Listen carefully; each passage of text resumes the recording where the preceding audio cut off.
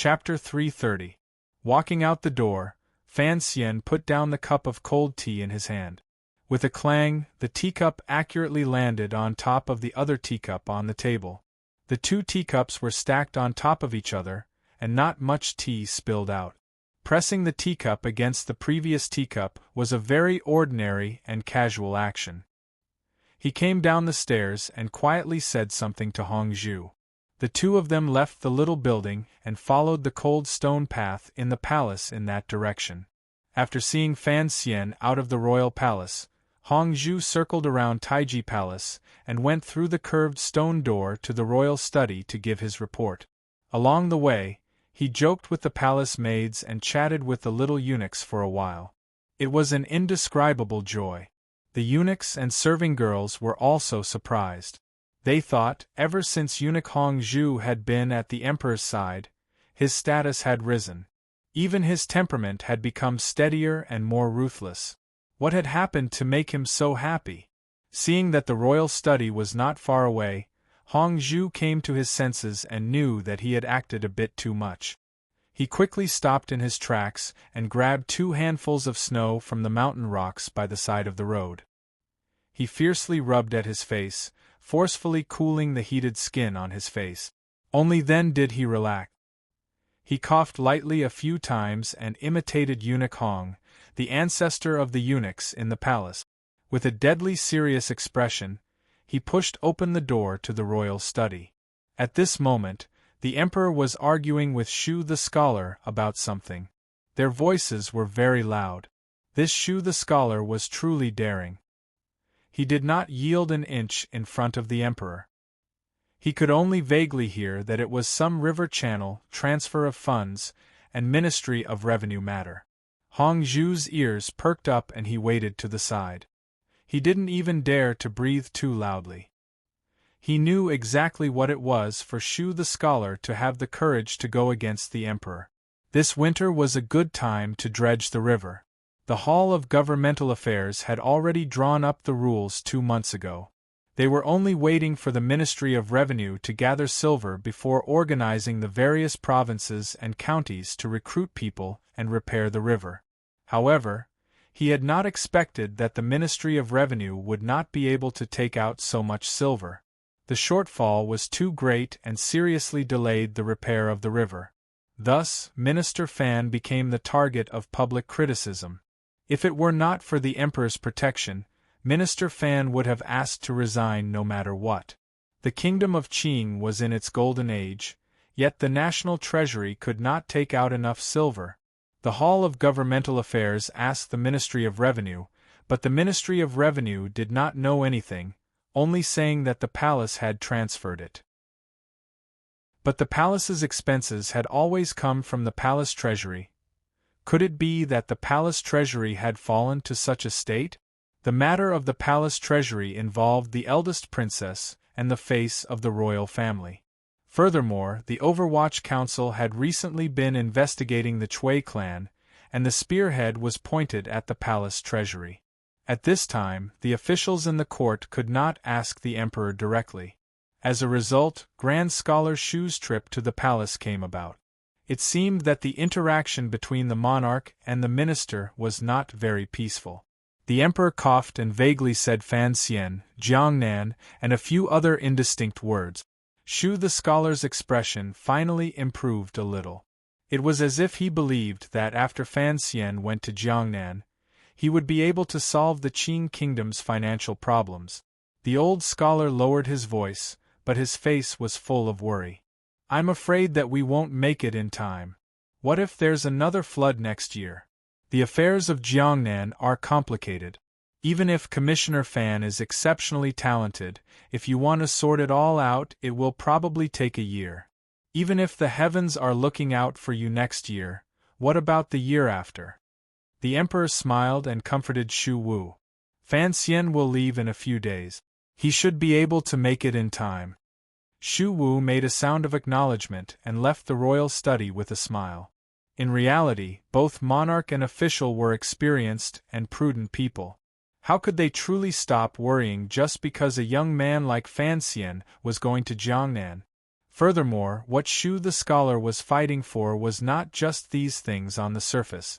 As the head of the civil officials in court, he needed the emperor's stance on what to do with the palace treasury. More importantly, after the two rumors had come out one after the other, how exactly was the court, or rather, the palace, going to deal with Fan Xian? The royal family played with mysteries, and kept many things a secret. However, the system of officials in court could not stand this. Everyone was anxious and always wanted a definite answer. Since the emperor had clearly stated the date of Fan Xian's departure from Jingdo, it was to announce that the management of the palace treasury would certainly begin, and it would begin very forcefully. It was also to tell the officials in court through Shu Wu that Fan Xian's identity had temporarily come to an end. Regardless of whether he was a remnant of the rebellious Yi family or the emperor's illegitimate child, in any case, he had already left Jingdo. Stop guessing blindly and let the matter fade. Hongzhu. The emperor suddenly woke from his deep thoughts and asked, what was his reaction earlier? Hongzhu was startled and quickly replied in a low voice. There were glistening tears in Commissioner Fan's eyes and an expression of relief. He once laughed loudly 3 times in the building, but I don't know why. At such a young age, he was able to personally follow by the emperor's side. Naturally, he was more quick-witted than most people. Of course, he knew that the emperor spoke of was Sir Fan Jr., who had just left the palace. The emperor's expression darkened slightly.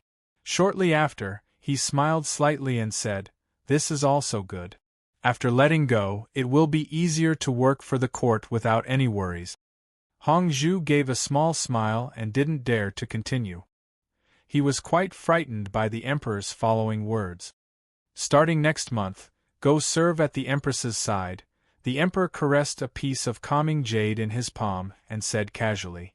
It was like a bolt of lightning striking the little eunuch's heart. With a thud, Hongzhu knelt down stiffly on the ground. Crying, he said, "Your Majesty, I don't know what I did wrong. Please, Your Majesty, beat me to death, but don't chase me away." The emperor furrowed his brows and looked at him. He said with disgust, "What kind of future do you have? I wanted you to go to the palace to be the head eunuch. I promoted you, yet you are so scared. You really can't be of much use." Hongzhu's heart was in a mess. He knew he had made a mistake, but his face was still covered in snot and tears. He wailed, "I don't want to be some head eunuch. I just want to be at your side." The emperor looked at the little eunuch in front of him with a not quite there smile and said, "What are the benefits of being at my side?" The word benefit could be used as a joke, but it could also be used as a beheading knife.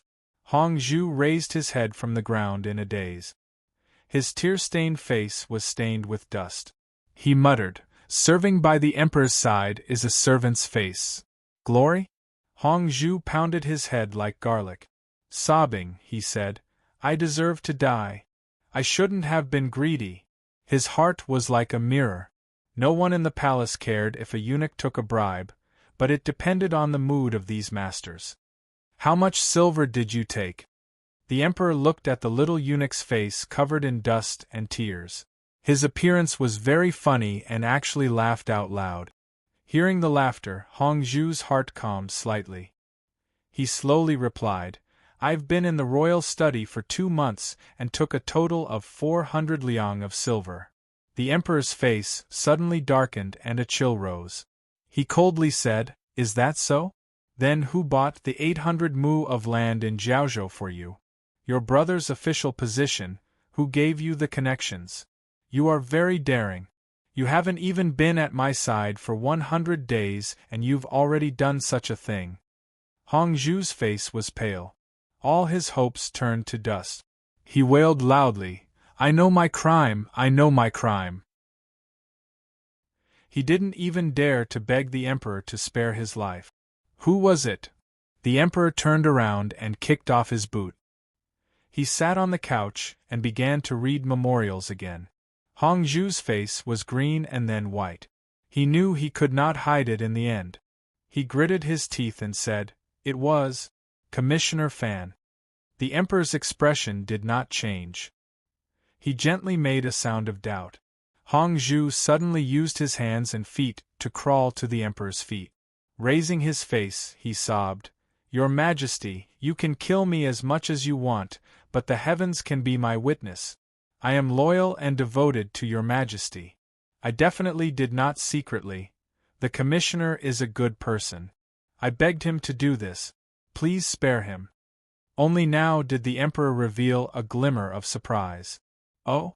You're actually pleading for him?" He immediately laughed out loud and said, "It looks like this child's relations with people are much better than I imagined." The emperor looked at the little eunuch's messy face and laughingly scolded, "Get out.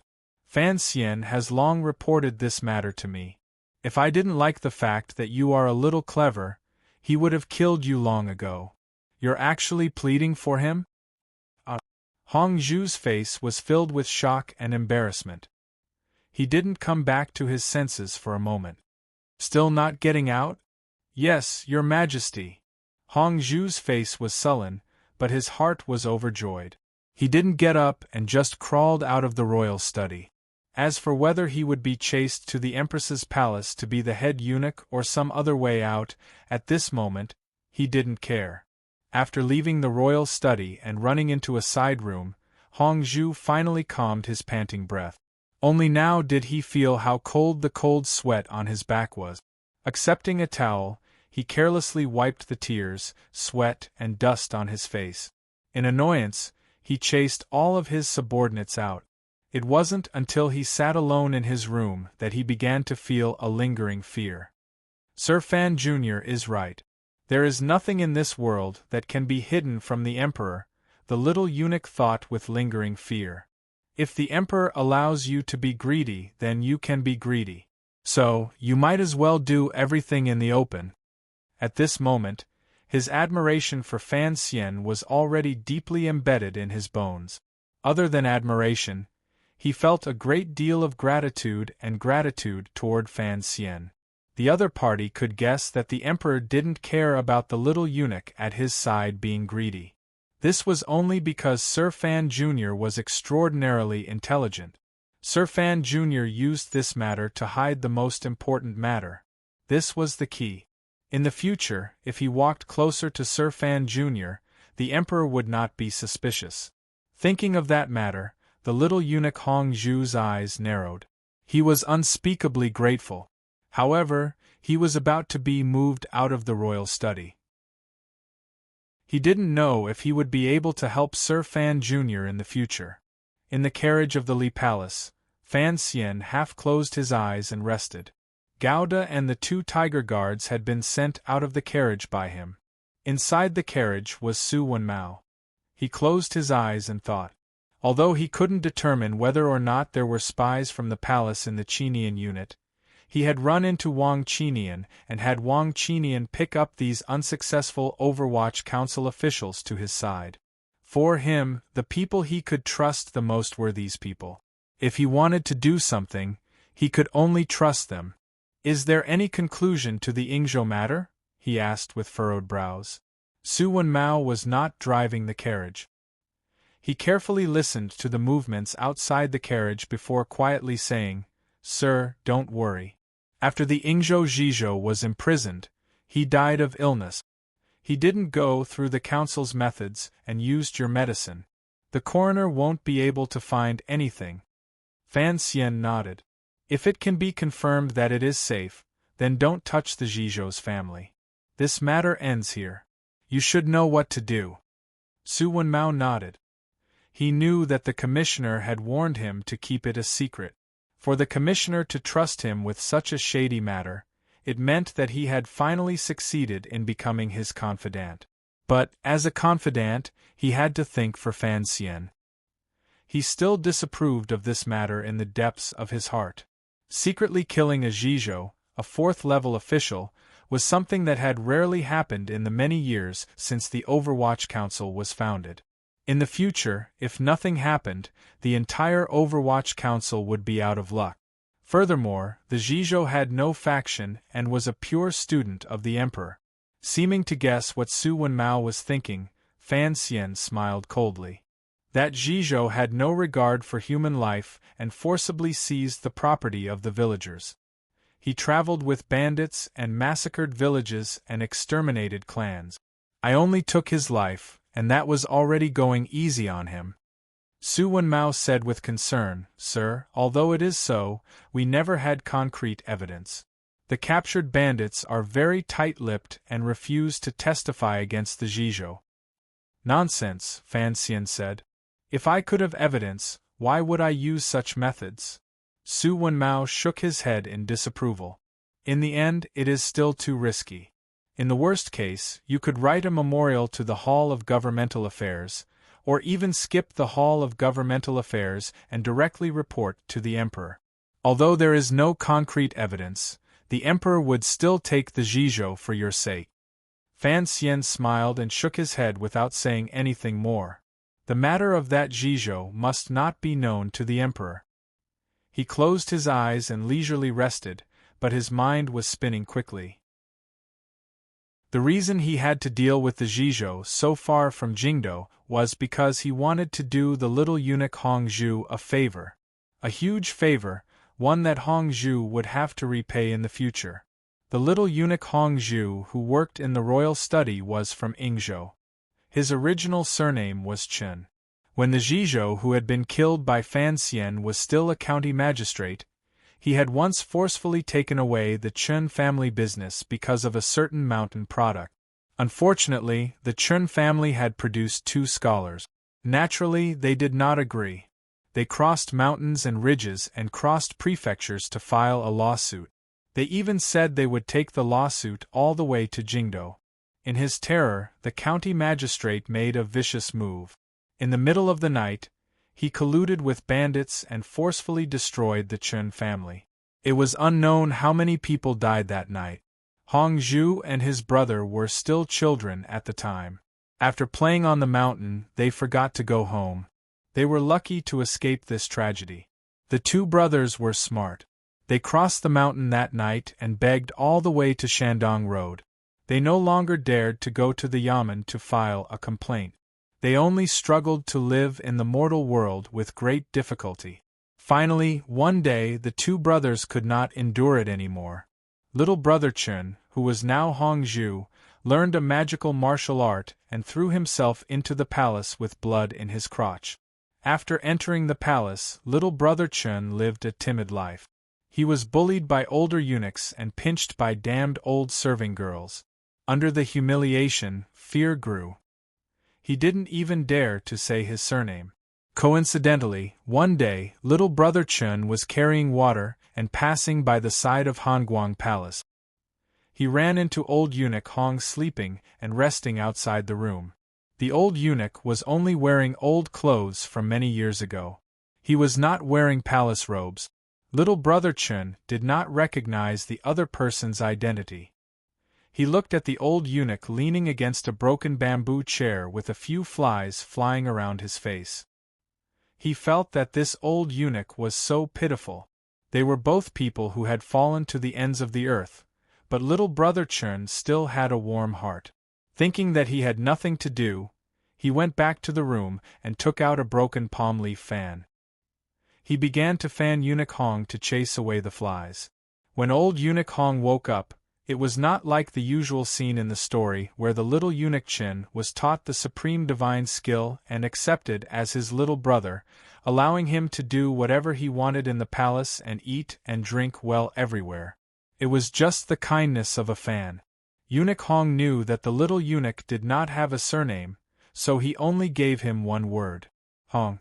At the time, the old eunuch was lying on the bamboo chair, so he casually let him be called Zhu. This was the origin of the name Hongzhu, the later popular great eunuch. From that day on, old eunuch Hong no longer cared about Hongzhu's life or death. He didn't even say a word to him. Even after Hongzhu went to the royal study and tried to find ways to curry favor with old eunuch Hong, the old eunuch ignored him. However, the little eunuch had a name. His surname was Hong and his name was Zhu. The surname Hong represented something special in the palace. Furthermore, old eunuch Hong did not express any opposition. Gradually, people began to spread the word that Hong Zhu was old eunuch Hong's new adopted grandson. No one dared to bully him anymore. On the contrary, they had to curry favor with him. They begged him to do any easy or dignified work. Hong Zhu was a clever person. After experiencing the tragedy of his childhood, his temperament was very steady. There were also so many opportunities in front of him. In addition, old Dai had lost power and the people in the palace had changed several times. This allowed the little eunuch's luck to flourish. He entered the royal study and began to work at the emperor's side. This was the so-called opportunity. He had seen a lot and knew that the royal palace was just like this. The Zhizhou was not a high-ranking official. The fire of revenge in Hong Zhu's heart began to burn. However, he was young and did not know how to do it. He had no idea how to proceed. Was he supposed to directly state his grievances to the emperor? He didn't have the guts. Coincidentally, at this moment, heaven sent a person in front of him. The carriage jolted.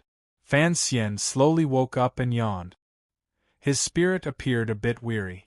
The matter of Hong Zhu had been dug out by him. He did not let Hong Zhu know about the follow-up.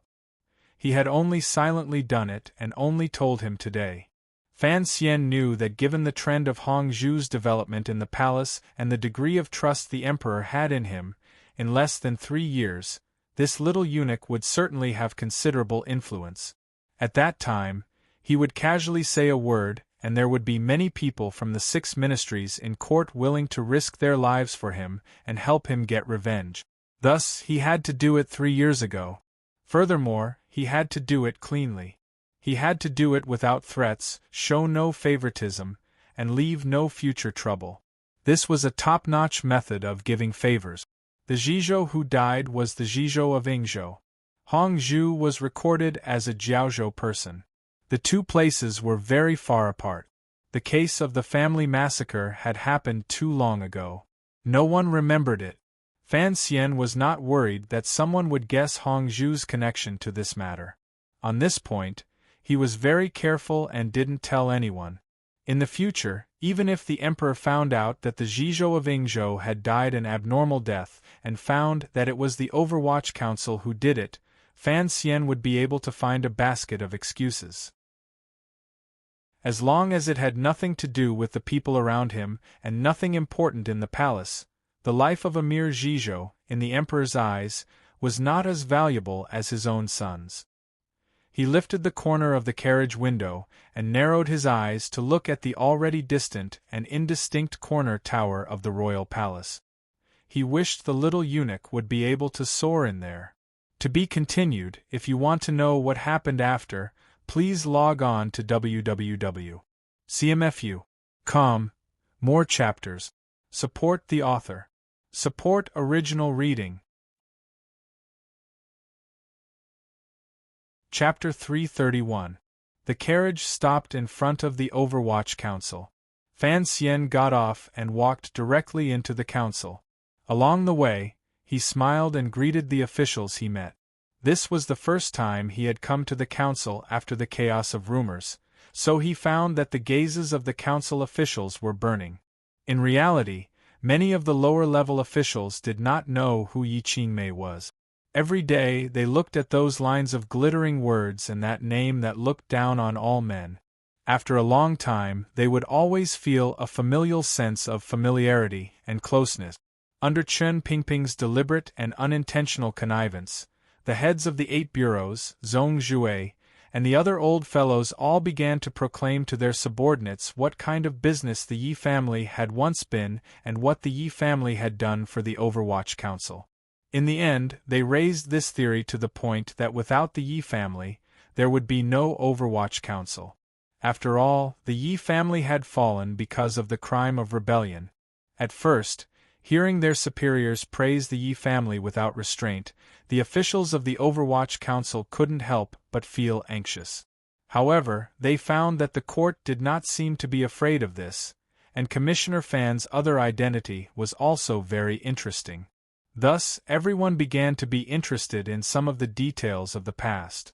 After a few rounds of brainwashing, the people of the council felt a great sense of closeness toward the Yi family.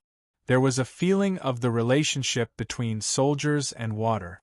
Now that they knew Commissioner Fan was the biological son of the name on the stone tablet, their gazes when they looked at Commissioner Fan were not only the usual respect but also a glimmer of true fear and closeness. No wonder the old director would do everything he could to have this seemingly weak young master take over the Overwatch Council. The people of the Qin Kingdom, regardless of whether they were officials or commoners, all paid attention to what was right and proper. Fan Xian had gradually demonstrated his strength and sufficient intelligence in council affairs. He also had the identity of being a descendant of the Yi family that could not be announced but was known by the hearts of the people. It would be of great help to him taking full control of the Overwatch Council. At least, the suspicions of the people inside had basically been eliminated. Fan Xian did not have the time to use this opportunity to subdue the thousands of officials in the council. He hurriedly walked to the large plain surrounded by the square building. The winter snow had already faded, and the spring wind was still far away. The tall trees were desolate and bare, and the shallow pond was frozen like a mirror. The fish inside had probably died long ago. Chen Pingping sat in the wheelchair, wrapped in a thick fur coat. He listened to the sobbing and mellow singing. His eyes were slightly closed, and his right hand was gently tapping the wheelchair's handle to the rhythm. Da-da-da-da-da. This scene easily made Fan Xian think of a world in which there were also old men who liked to sit on old rattan chairs. The afternoon sun slipped into the alley. The old phonograph was playing an old Shanghai record. Yao Li's or Bai Hong's soft and mellow singing mingled with the specks of sunlight. But the problem was that Chen Pingping was not Li Jingguang, and he was not listening to a phonograph. The old man's level was much higher than the average person's. Fan Xian didn't have time to appreciate the old cripple's feudalistic petty bourgeoisie. He looked sympathetically at Sangwon, who was standing under a withered tree in the middle of winter, singing non-stop. Her face was red from the cold, but her voice did not tremble. He didn't know if it was because she was used to singing in the cold, or if her singing skills were truly amazing. What a waste of a heavenly gift! Fan Xian waved his hand for Sangwon to stop. He smiled and said, "I invited Sangwon to the courtyard to borrow her abilities, not to have her sing for you." Chen Pingping opened his eyes and smiled. The division of labor is different, but it is all to serve the court. If Sangwon can make me happy, I can live a few more years. It is much better than staying by your side. Fan Xian's heart jumped. He knew what Chen Pingping meant. It looked like he also knew that his body could not hold out for much longer. "I have to leave immediately." He gently patted the back of Chen Pingping's wrinkled and dry hand. "I'm taking Sangwon with me. Baohui brothel still needs to develop in Jiangnan. She can leave in the spring." Chen Pingping sighed. "Going with the third prince, it will be good to look after him." Fan Xian felt very angry. How could he have almost forgotten about the third prince's matter? Sangwon bowed respectfully and then left with Su Wenmao, leaving room for the old and young Overwatch Council officials to speak. They were far away, so they couldn't hear what Chen Pingping and Fan Xian were saying. They could only see Fan Xian half crouching on the ground, his expression growing heavier and heavier. After a moment of silence, Chen Pingping smiled again and gently patted Fan Xian's head, as if to comfort him. "Let's go," Fan Xian said to Su Wenmao. He then glanced at Sangwon beside him. He had single-handedly rescued Sangwon from Baohui brothel and had directly transferred her into the Overwatch Council. She could be considered someone he trusted. However, these days, Sangwon basically had no opportunity to stay by his side. Instead, she was responsible for singing for Chen Pingping every day. "How have you been recently, Miss Sang?" Fan Xian asked. Sangwon smiled warmly. Her slightly plump cheeks looked very happy, and her slightly big mouth was not too glaring. she said harmoniously. I don't have anything else to do every day. I just sing some songs for the old man. It's very relaxing. Very good, Fan Xian smiled warmly. Fan Xian smiled and said, according to the director's intentions, you can go to Jiangnan in a few months. These days, he suddenly paused and said evenly, you stay by the director's side and make him happier. The carriage stopped in front of the Overwatch Council and prepared to head in the direction of the 28th Li Hill. The date the Emperor had set for Fan Xian to leave the capital was too close, and there was too little time. It caught Fan Xian unprepared. There were many things he had to arrange before leaving the capital that had to be done within these few days. Thus, he appeared particularly busy today. Gouda and the other 3 tiger guards were still not in the carriage. Fan Xian did not have enough trust in these personal bodyguard. Fan Xian waited for a moment before Su Wenmao climbed into the carriage. Rubbing his slightly red hands, he lowered his voice and reported, the 3rd Bureau has moved the files of the palace. Eunuch Yao went to the outskirts of the capital. This matter was not kept a secret, so the palace did not order the council to destroy the files. What did Lao Yao go to the outskirts of the capital for? Fan Xian asked curiously. Su Wenmao placed his palm across his throat and made a throat-slitting gesture. The eunuch who attacked the hanging temple last time, his adoptive parents are in a village in the outskirts of the capital. Eunuch Yao went to deal with this matter and left with the guards. Fan Xian furrowed his brows tightly. A moment later, he sighed and said, assassinating the emperor, that eunuch did not consider the consequences. He did not think, regardless of whether or not he succeeded, the relatives in the village would probably all die. The carriage slowly began to move. Su Wenmao saw that the commissioner's expression was a bit unhappy. He didn't understand why. Assassination was a great crime. This time, the palace had already controlled the scope of the punishment. Not implicating the 9 generations of the eunuch was already a benevolent policy. Sir is benevolent. However, this kind of matter cannot be relaxed, Su Wenmao explained. Only a few dozen people died. Fan Xian was not a hypocrite. The discomfort in his heart had another reason. He said, I just hate that eunuch. He only wanted revenge, and did not care about the kindness of his adoptive parent. Su Wenmao was surprised. A moment later, he said, to say something disgraceful, the death of one's father is absolutely irreconcilable. Naturally, that eunuch should be hacked into 1,000 pieces and his bones ground to dust. However, no one is surprised that he made this choice. Fan Xian was silent, but he laughed coldly in his heart. The Qing kingdom was founded by the emperor, and it emphasized the rule of filial piety.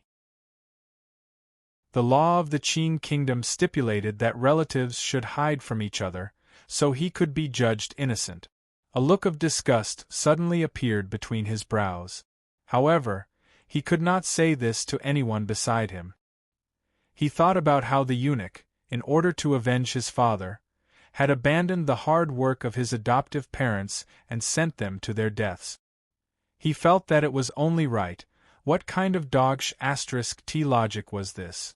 They arrived at the 28th Li Hill, and the carriage followed the long street.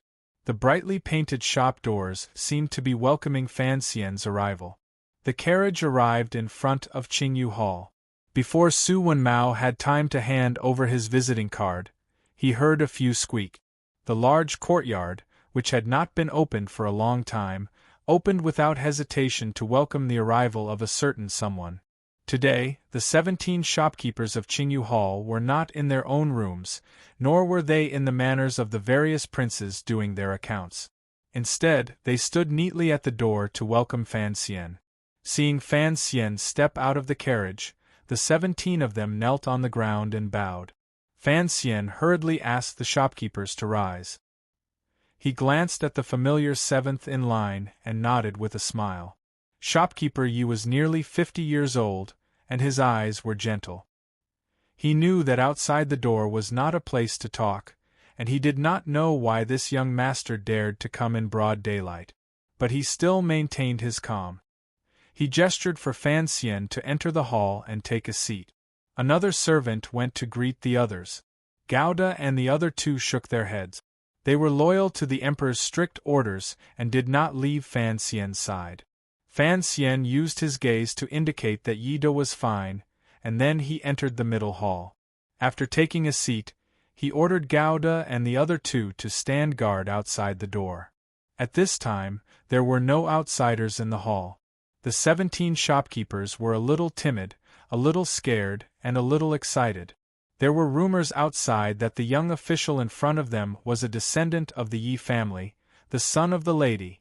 Heavens, if this was true, then Fan Xian must have come today to say something important. But Fan Xian was sitting in the seat of honor. If he was not willing to admit his identity, the shopkeepers of Qingyu Hall did not have the courage to hug his leg and cry. Fortunately, Fan Xian did not allow this kind of silence to continue for too long. After a moment of silence, he said, "Anji has come today because of the matter from a year and a half ago." Shopkeeper Yi had not expected Sir Fan Jr. to speak of this. He was surprised and looked at him in surprise. Fan Xian smiled and explained, "Back then, I had the intention of having my younger brother, Xijia, become a disciple of the head shopkeeper. However, the head shopkeeper was busy and did not inform me, so I had my younger brother bring cured meat to your door. Now, I do not know where my useless brother is, so naturally, there is no need to bring this matter up again. But, head shopkeeper, don't mention the other matter we talked about back then. You have also forgotten." How could Yi De forget? That day, Fan Xian had secretly pointed out that he would be in charge of the palace treasury in the future and had come to seek help from Qingyu Hall, allowing them the possibility of leaving the capital. Fan Xian's proposal made all of the attendants of Qingyu Hall very excited. If they could leave the capital and once again get close to the property the lady had left behind, of course, these shopkeepers would be happy. However, they had always been intimidated by the power of the emperor, and they did not dare to judge whether or not Fan Xian had the ability to persuade the palace. Most importantly, they did not know what Fan Xian's goal was and what he was thinking, so they did not take the initiative to give Fan Xian an explanation afterward. But who would have thought that the situation would change so wonderfully? First, Fan Xian had suddenly risen in power in a year and a half, becoming the most popular young official in Qin Kingdom, and his control of the palace treasury had become an ironclad matter. Now, there was a rumor that he was the son of the lady. If this matter was true, then Fan Xian's reason for gathering Qingyu Hall was very clear. Shopkeeper Yi coughed and said with a serious expression, "Sir, of course, we are very willing, but we do not know if the palace will allow it." Now, he no longer doubted Fan Xian's intentions, but he still doubted Fan Xian's ability. Fan Xian smiled and nodded. The hall exploded with a buzz. Shock and boundless joy appeared on the faces of the old and steady 17 shopkeepers. Ever since the Yi family had fallen, they had been placed under house arrest in Jingdo and had not been able to leave. Suddenly hearing such good news, how could they control themselves? Fan Xian took a sip of tea and looked at the childlike innocent smiles of these 40- and 50-year-old shopkeepers. A very sincere smile also appeared on his face. Because of their mother, these people had been trapped in Jingdo in the prime of their youth. Now that he was able to do something for them, it made him very happy. Naturally, not all of them can go, Fan Xian warned. Their families also have to stay in the capital. The joyful and slightly crying shopkeepers paused and listened to him continue. After going to Jiangnan, let's take turns coming. Just think of it as a vacation. What do you all think? Only now did everyone know that Sir Fan Jr. was making a naughty joke. After a moment of surprise, they laughed loudly. Fan Xian gave a few more reminders, encouraging everyone to remember the Emperor's grace and do their best for the court. This nonsense was said for the tiger guards outside the door to hear. Only then did he quietly say, 7th Yi shopkeeper will have to trouble you to go with me this time. As for the rest of you, please discuss it among yourselves. However, you have to leave an older person in Jingdo. 7th Yi was standing by his side and asked with furrowed brows. Fan Xian smiled and said, Baohui brothel will soon be empty. You all have to help me manage it. For such an ecstatic place, I can only ask an old and virtuous person to manage it. It was another cold joke, but the shopkeepers could only laugh bitterly. After a long time, the laughter finally died down, but for some reason, a different faint emotion grew in the hall. In reality, the shopkeepers were not seriously listening to what Fan Xian said. They were just looking at his appearance intently, trying to find something familiar about him. Although Fan Xian had not said it explicitly when he came today, his actions had already explained too much. Everyone, including shopkeeper Yi, had long believed that he was truly a descendant of the Yi family.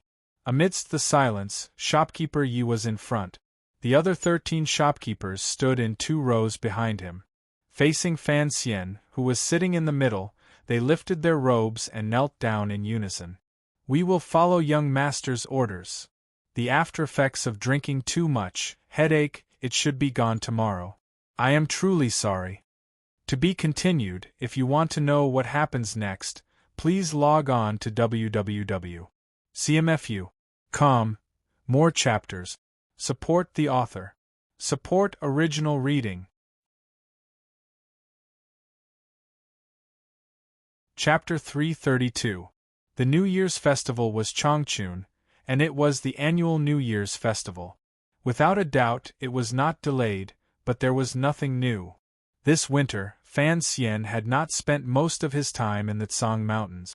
Furthermore, after the events that had occurred, Wanner and Ruoro had been frightened into returning to the capital. Everyone was present except for the second Fan, so Fan Manor was quite lively.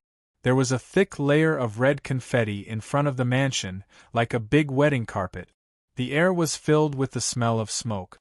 It was a little pungent and a little sweet. The big and small kitchens were filled with fish and meat, which made the masters and servants feel that their lives were too blissful. Fortunately, the medicine that the young master caught was very effective on the night of the New Year's Eve. The palace gave them a few large dishes and a few small trinkets.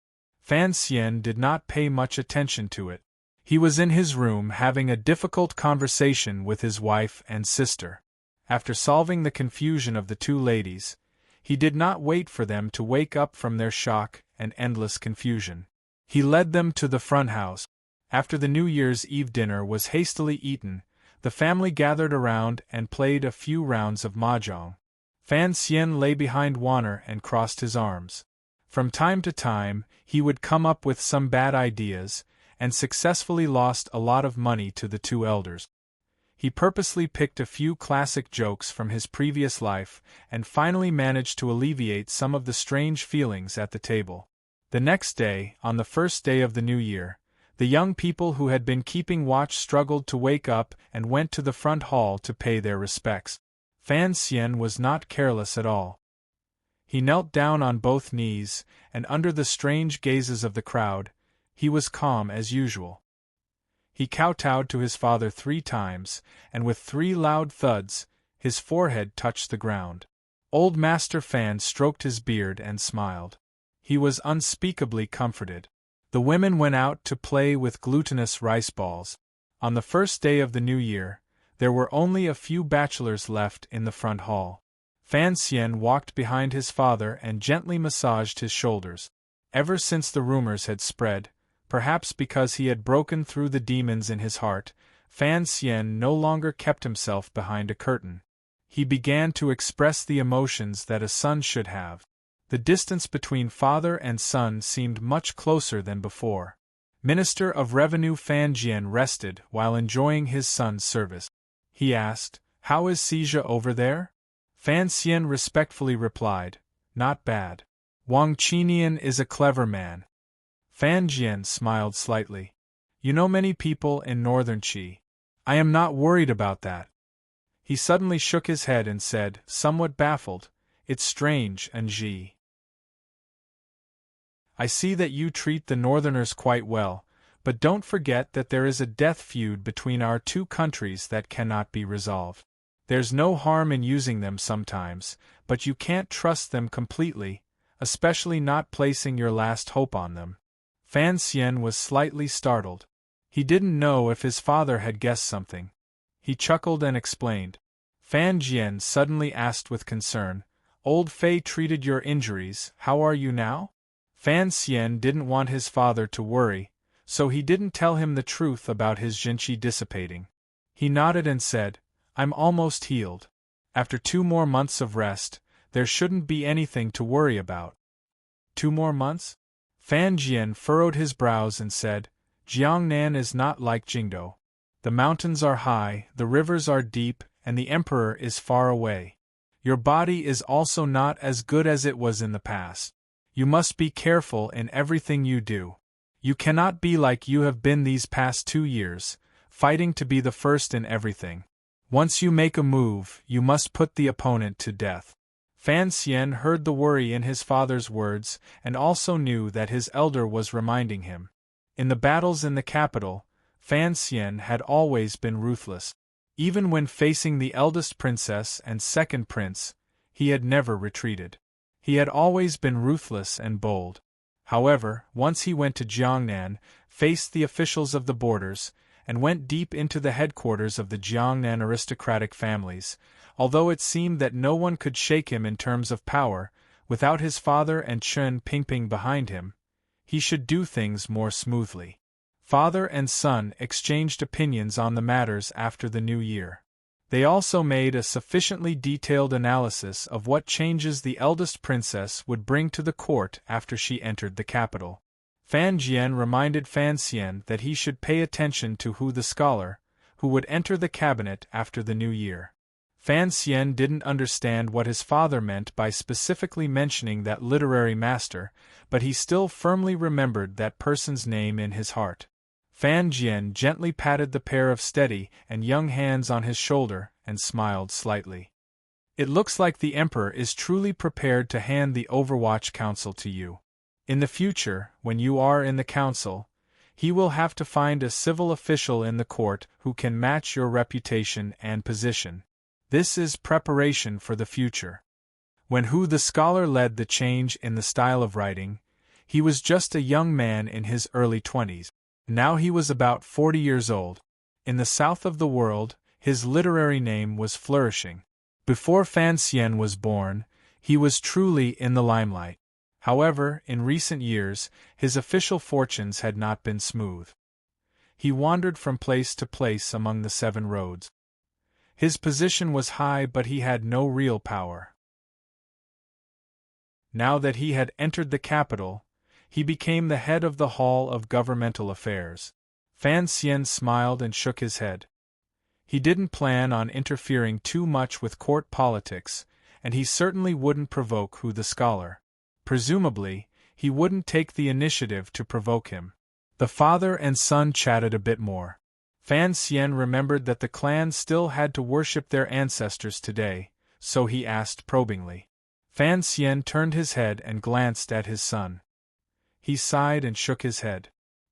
He thought to himself that it was a rare thing for this child to have such intentions.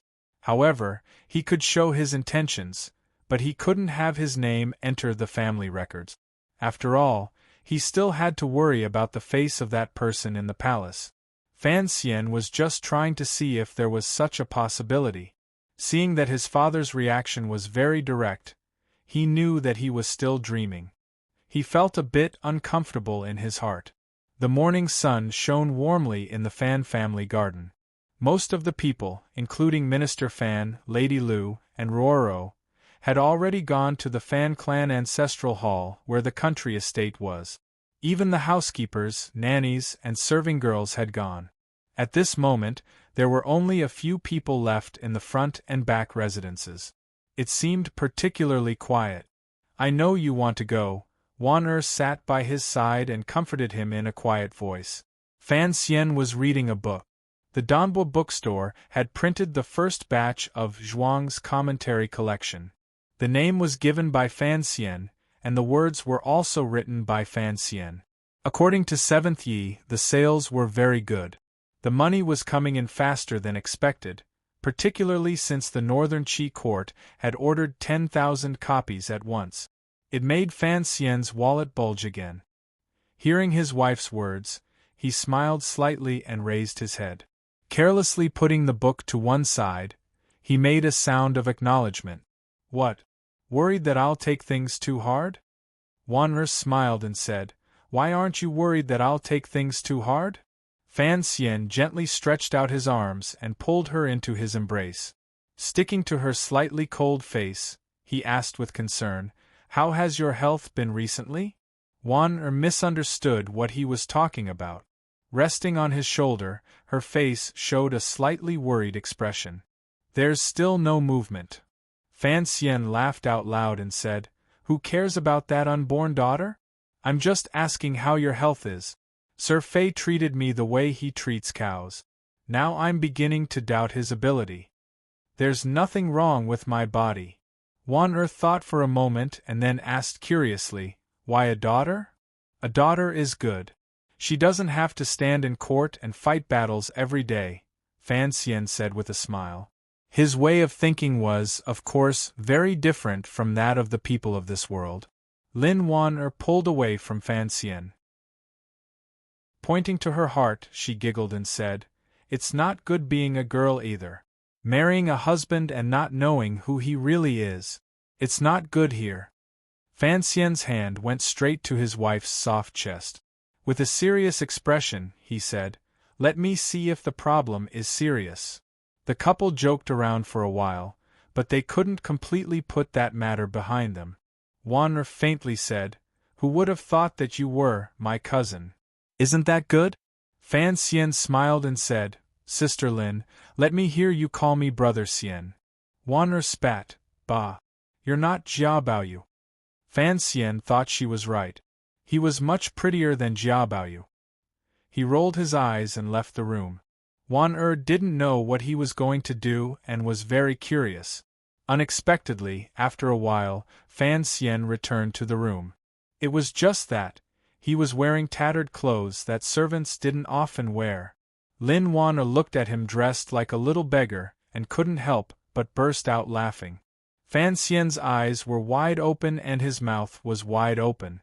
He happily said, Cousin. Ahaha, ahaha. I've finally been waiting for you. Lin Wan was stunned. Why did her husband suddenly go crazy?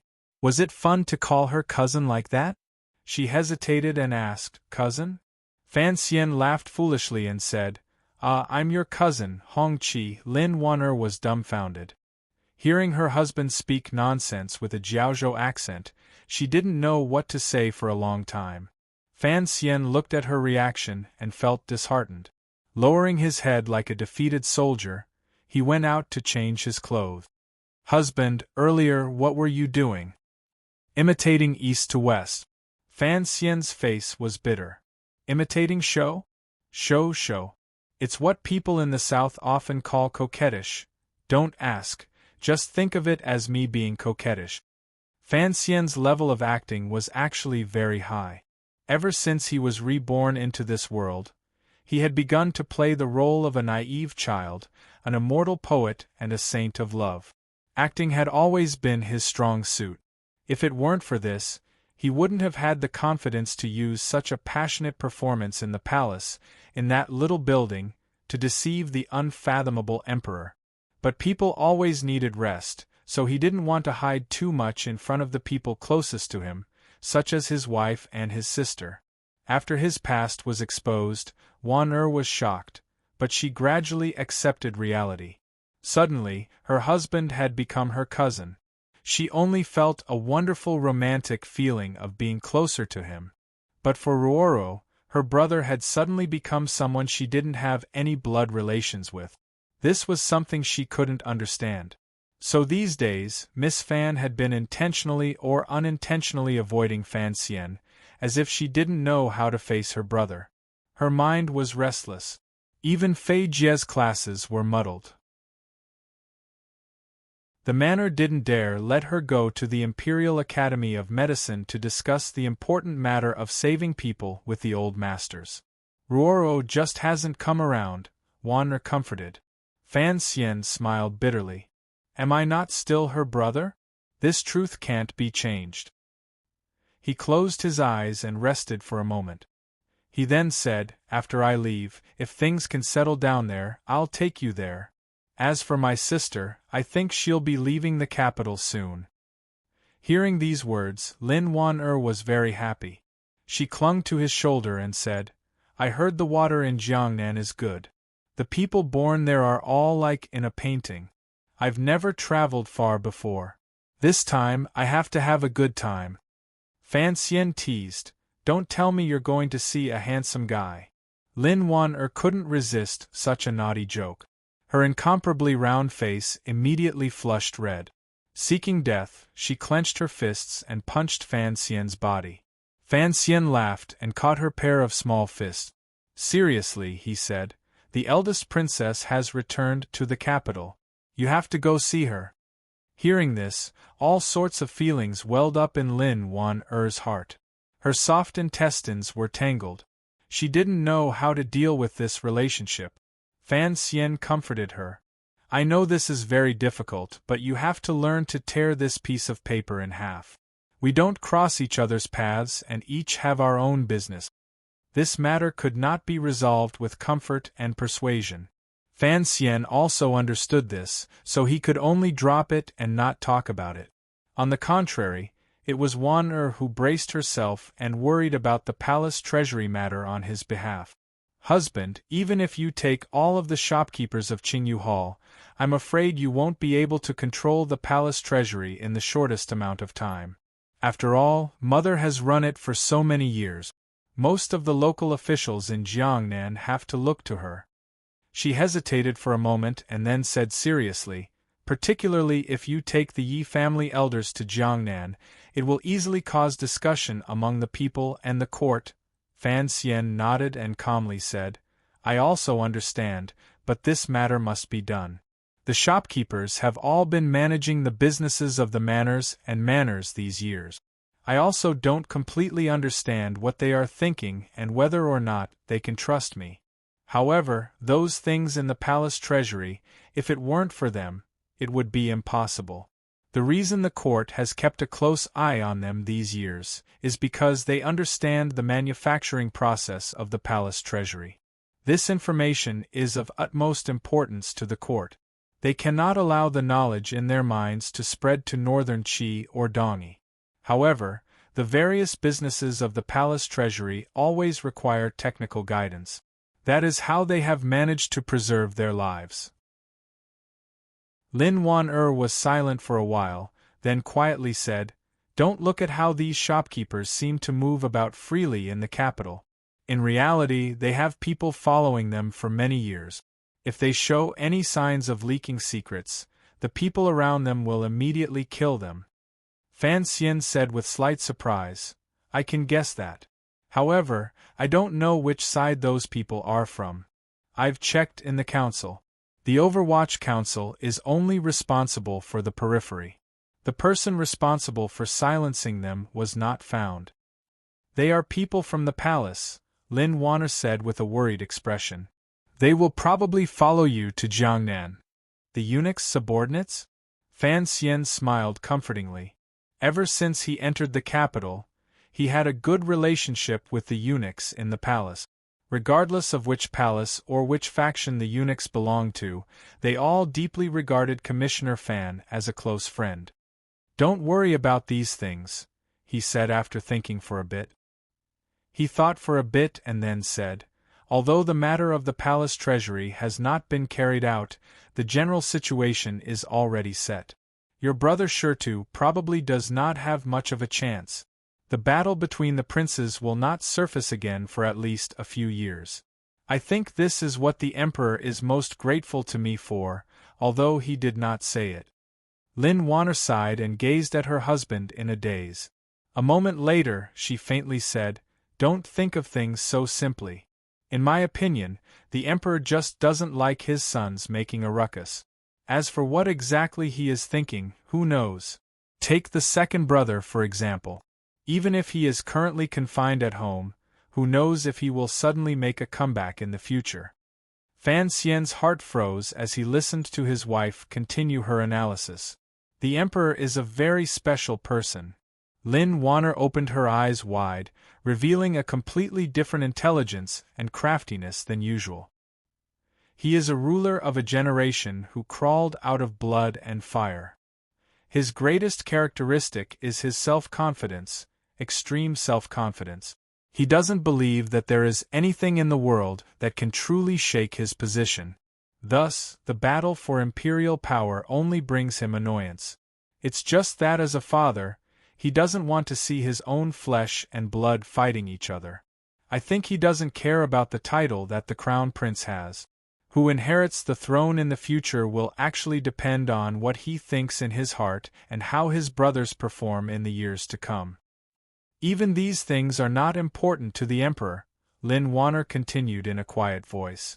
Uncle's health is good and he is not old. He thinks he can still live for many years. He has never thought about the problem of passing on the throne. His thoughts are actually still on the world. His ambitions still exist. Fan Xian's temple throbbed. He furrowed his brows and said, "The Emperor, is he still preparing for war?" Hard to say. Lin Wanner was, after all, a girl and did not like matters of the fires of war. Faintly, she said, "Actually, it has been quiet for a dozen years. It is already very strange. Presently, she who does not dare to come east. The Nandwa matter is about to be settled. The Emperor is only waiting for you to gather up the palace treasury. The people in Jiangnan will gradually be at peace, and the national treasury will have enough silver and grain. He will probably send out troops again." "It depends on the scope," Fan Xian said. "The key is the level of the war. If it is still a small skirmish like last year, there is no need to worry too much." "Worry?" Lin Wanner smiled. "This matter is naturally for the Emperor and the Bureau of Military Affairs to worry about. You are going to be sent out to Jiangnan, so don't worry. Even if the Overwatch Council wants to participate in the war, it is the Third Bureau's business." Fan Xian smiled and didn't explain anything. If the Qing Emperor was truly preparing to start the Second World War, he would have to go and dispel his thoughts. If intelligence did not work, then he would try violence. Lin Wanner didn't know he was thinking of such treasonous things and said to herself, logically speaking, the crown prince should be the one to take over the throne. As you know, the Emperor has never liked the Empress, so there are variables in this matter. Other than the great prince, everyone else has a chance, even if the third prince is only 8 or 9 years old, although everyone in court knows that your trip to Jiangnan is a disguised exile, for the Emperor to have you bring the third prince. This matter is a bit strange. You have to look into it. Fan Xian nodded and still didn't say anything. Very calmly, he listened to his wife's words. He knew that he was about to leave the capital and Wanner was worried, which was why she had made an exception to say so many things. There seems to be no difference whether the Empress Dowager likes the crown prince or the second prince. She dislikes the great prince the most, and she also dislikes the third prince. Lin Wanner lightly spoke of the secrets of the palace. Although the Empress does not have any real power, she has always been on good terms with Mother. Fan Xian listened attentively to the politics of the Qing kingdom's harem and interjected, "Why doesn't she like the third prince?" Lin Wanner glanced out the window and hesitantly said, "Probably because of the relationship with the master. You also know that Iguipin has a close relationship with our family. Wanner, in your opinion, what should I do this time when I go to Jiangnan?" Fan Xian asked very seriously. Lin Wanner very straightforwardly said, "Strictly control the third prince and maintain a distance. A teacher is a teacher. You can't let the Empress Dowager think that you are purposely trying to instill something into him. In addition, you have to investigate the case quickly and can't drag it out. If it drags out for too long, your days won't be easy. Mother does not only have the second prince and the imperial censorate in court. Fan Xian was startled. Lin Wanner's heart struggled for a long time before she quietly said, "Perhaps everyone thinks that she was on good terms with the Eastern Palace in the past only to hide the second prince's smoke bomb, but you have to be on guard. Perhaps one day, the crown prince will lean toward her side again." After a moment of silence, Fan Xian became gloomy. The ways of the world made his own wife sink into such a pitiful situation. He knew that the Eastern Palace would not watch him grow up. This had to do with the hatred of the past. However, he had not thought that the eldest princess would be so good at dancing and acting like a two-timing ace. Thinking of that amusing mother-in-law, Fan Xian couldn't help but smile. On the first day of the new year, ancestors were worshipped. On the second day, a large group of officials from the capital swarmed to the door to give New Year greetings. On the third day, the entire Fan Manor escaped and hid in King Jing's manor for a gathering. Fan Xian and Crown Prince Hongqing awkwardly met to reminisce. On the fourth day, Ren Shaoan and Xian Qiwu jointly invited Fan Xian to a day of feasting as a farewell. On the fifth day, the Yan father and son went to the Fan Manor. After Yan Ruohai had resigned, he was quite fond of Go and played with the minister until the sky darkened. Fan Xian and Yan Bingyun talked in secret in the little study until the sky darkened. On the sixth day they visited Chen Garden. On the seventh day, tens of thousands of people went out in Jingdo. Chickens did not crow, dogs did not bite, and 18-year-old girls ran through the street. Fan Xian took his wife, sister, Ro Jia and Yi Linger, the four young ladies, and ran amuck in the capital. On the eighth day, at noon, the Duke's manor invited them. At dusk, the Fan clan gathered. Fan Xian became the focus of the banquet. After the 15th day of the first month, Fan Xian left the capital. A group of people came to the dock south of Jingdo. This river was called the Wei River. The Lujing River flowed into it. A few hundred li south of the Wei River would merge into the Great River. Following the river, they would arrive in Jiangnan, which was even more prosperous than Jingdo. Fan Xian followed the plan he had discussed with the emperor. To the outside world, he only said he was going back to Danzhou to see his grandmother, and then he would go to Jiangnan. To outsiders, this trip and return meant that he would not arrive in Suzhou until at least March. No one thought he would arrive earlier. Leaving the capital today, Fan Xian did not have anyone send him off, including the officials he was familiar with in the council and the officials in court. He had not expected that the students of the Imperial College would know the news ahead of time and all come to the dock. Fan Xian had not held a position in the Imperial College for long, but he had always been very amiable. Last year, during the spring examinations, he had spent a large amount of silver to arrange for countless poor students. He had also uncovered the cheating case of the spring examinations and opened the eyes of the scholars under heaven. As for the poetry talks in front of the palace and the gifts of books by people, all of this added together to make his position in the hearts of the scholars high and not far off. His reputation was excellent. After he entered the Overwatch Council as commissioner, he had dealt with a number of bribery cases. While he was rectifying, he had played some small tricks in the light. Thus, the darkness of the Overwatch Council did not cause his brilliance to be greatly diminished. As for the later case of his past, it was strange. In reality, scholars often considered themselves to be virtuous and did not take pride in their family background. When they learned that the leader of their group, that poet Sir Fan Jr., actually had such a glorious and splendid background, the scholars did not feel the slightest bit of conflict in their hearts.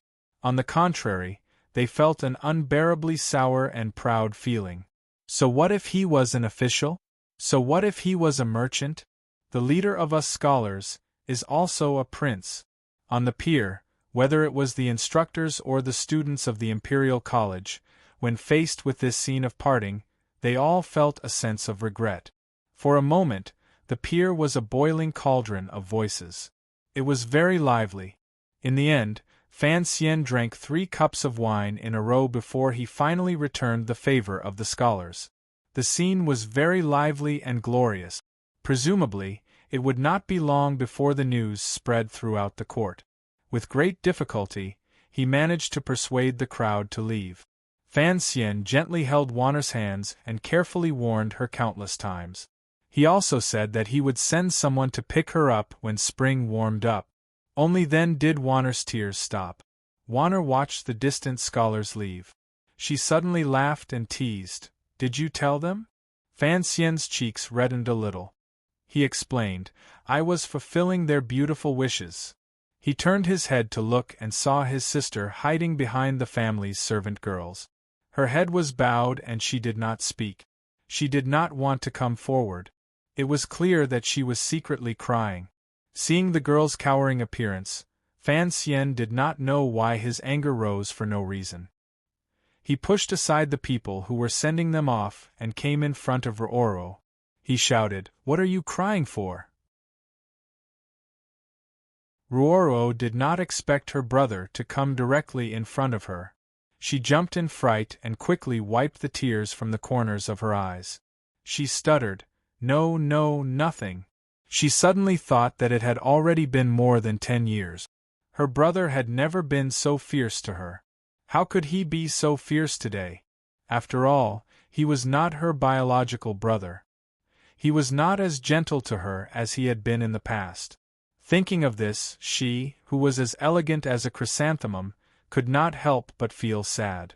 Tears flowed from her eyes, but she stubbornly bit her lower lip.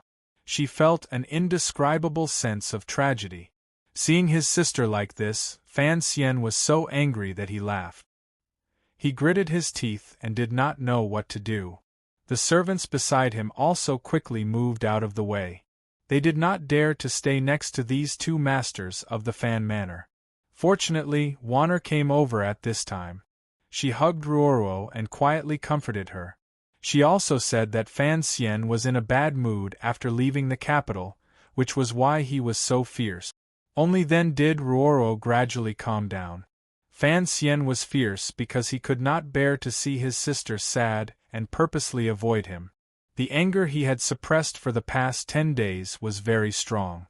Seeing his sister looking at him with lingering fear, he sighed in his heart. Softening his voice, he said, "It is natural for me to be fierce to you.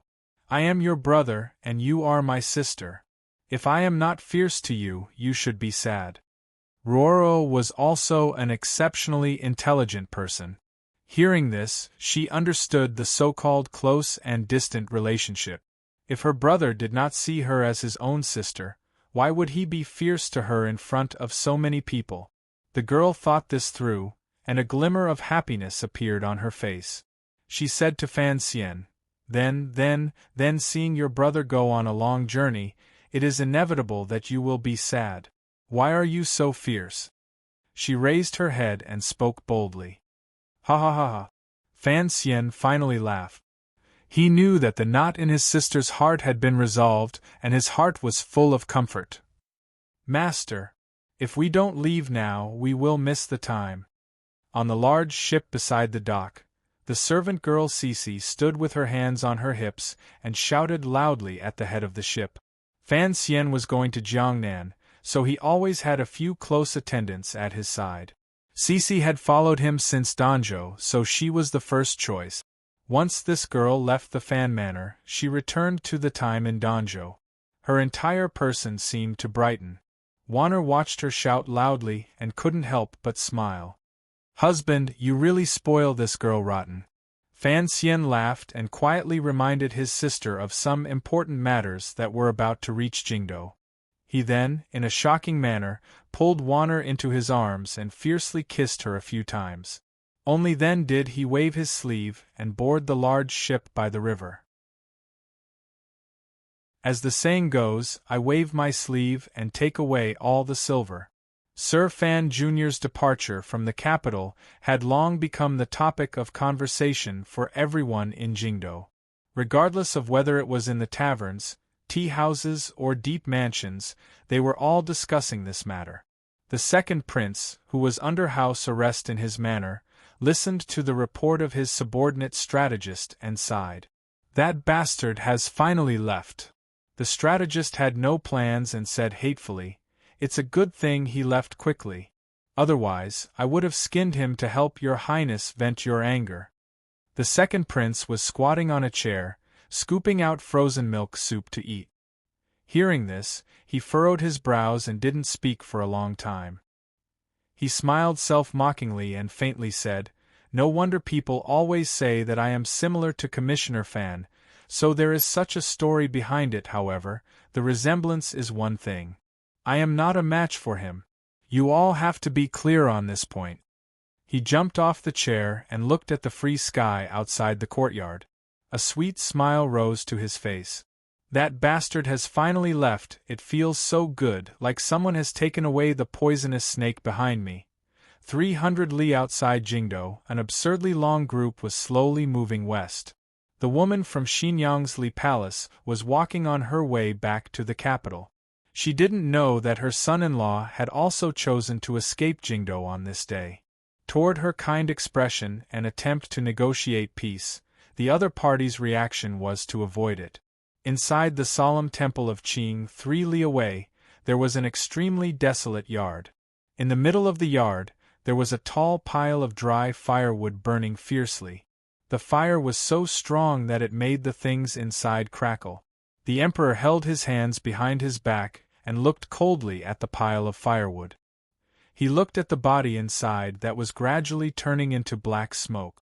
Behind him, the great priest of the Qin kingdom maintained the calm of an ascetic monk, but fear rose in his eyes. Outside the Qing temple, the eunuch Hong Zhu was chatting with the guards. Tomorrow, he would be transferred to the empress's palace as the head eunuch. Today should be the last time he would serve the emperor.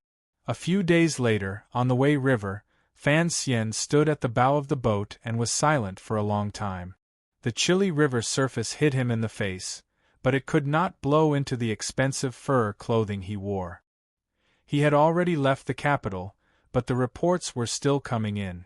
The eldest princess had sent many scouts into the capital, and had the old servant bring many of the specialties of Xinyang to Fan Manor. Nominally, they were for Wanner. It seemed that his mother-in-law had finally acknowledged Fan Xian's power after her failed attempts at assassination had been futile. She had begun to repair the relationship between mother and daughter. This was only a minor detail, and did not fall within the scope of the world that Chen Pingping had taught him. What truly interested Fan Xian was the news that the great priest of the Qin kingdom had returned to the country after many years. Because of his bitter training in the south, he had used up all of his essence and blood and died of old age. At the same time, he found out that Hong Zhu had been transferred to the empress's palace as the head eunuch. He was somewhat disappointed but also somewhat happy. His student, Shi Chanli, used his hand to shield his eyes from the harsh river wind. He came to his side and asked, "Teacher, earlier the captain on the boat said that based on our current speed, we can pass Yingzhou tomorrow. In a few days, we will enter the territory of Jiangnan Road." The Jiangnan group changed boats at a secret dock in the Overwatch Council not far from the capital. The boat they were on was a common navy boat modified into a civilian boat. Facing the river wind, it was as if they could faintly see the picturesque lakes and mountains of Jiangnan. Fan Xian was slightly startled. He nodded and smiled. "Little Shi, although the beauties of Jiangnan are waiting for your attention, there is no need to rush." Shi Chanli's expression became awkward. Baohui Brothel's business was going to expand to Jiangnan, so both he and Sangwon had to go. Sangwon could drag it out until March, but as Fan Xian's student, he did not dare to drag it out. He thought of his good friends and classmates from Tongfu Tavern. They were all now officials in Jiangnan, while he was going to become a world-famous brothel owner. He did not feel good in his heart. Traveling on the river in the cold and frozen weather was indeed a bit irritating. Sangwon had the good fortune of being kept by Director Chen, but the other person's luck was not so good. He had been forcefully ordered out of the palace by his own father and did not have to wait until the warm spring flowers bloomed. The third prince timidly lifted the thick curtain of the boat and looked at Fan Xian. Sir Sai, time to eat. The reason Fan Xian had the right to educate the prince was because he still had the status of Sai of the Imperial College, so the third prince called him that. Fan Xian turned his head and looked at the 8 or 9-year-old child. His smile carried a sinister coldness. Has your Highness finished your homework? I still have to dig into the details of the Jiangnan trip, so tomorrow this chapter will be shorter. To be continued. If you want to know what happens next, please go to www.cmfu.com. There are more chapters. Support the author. Support the original reading.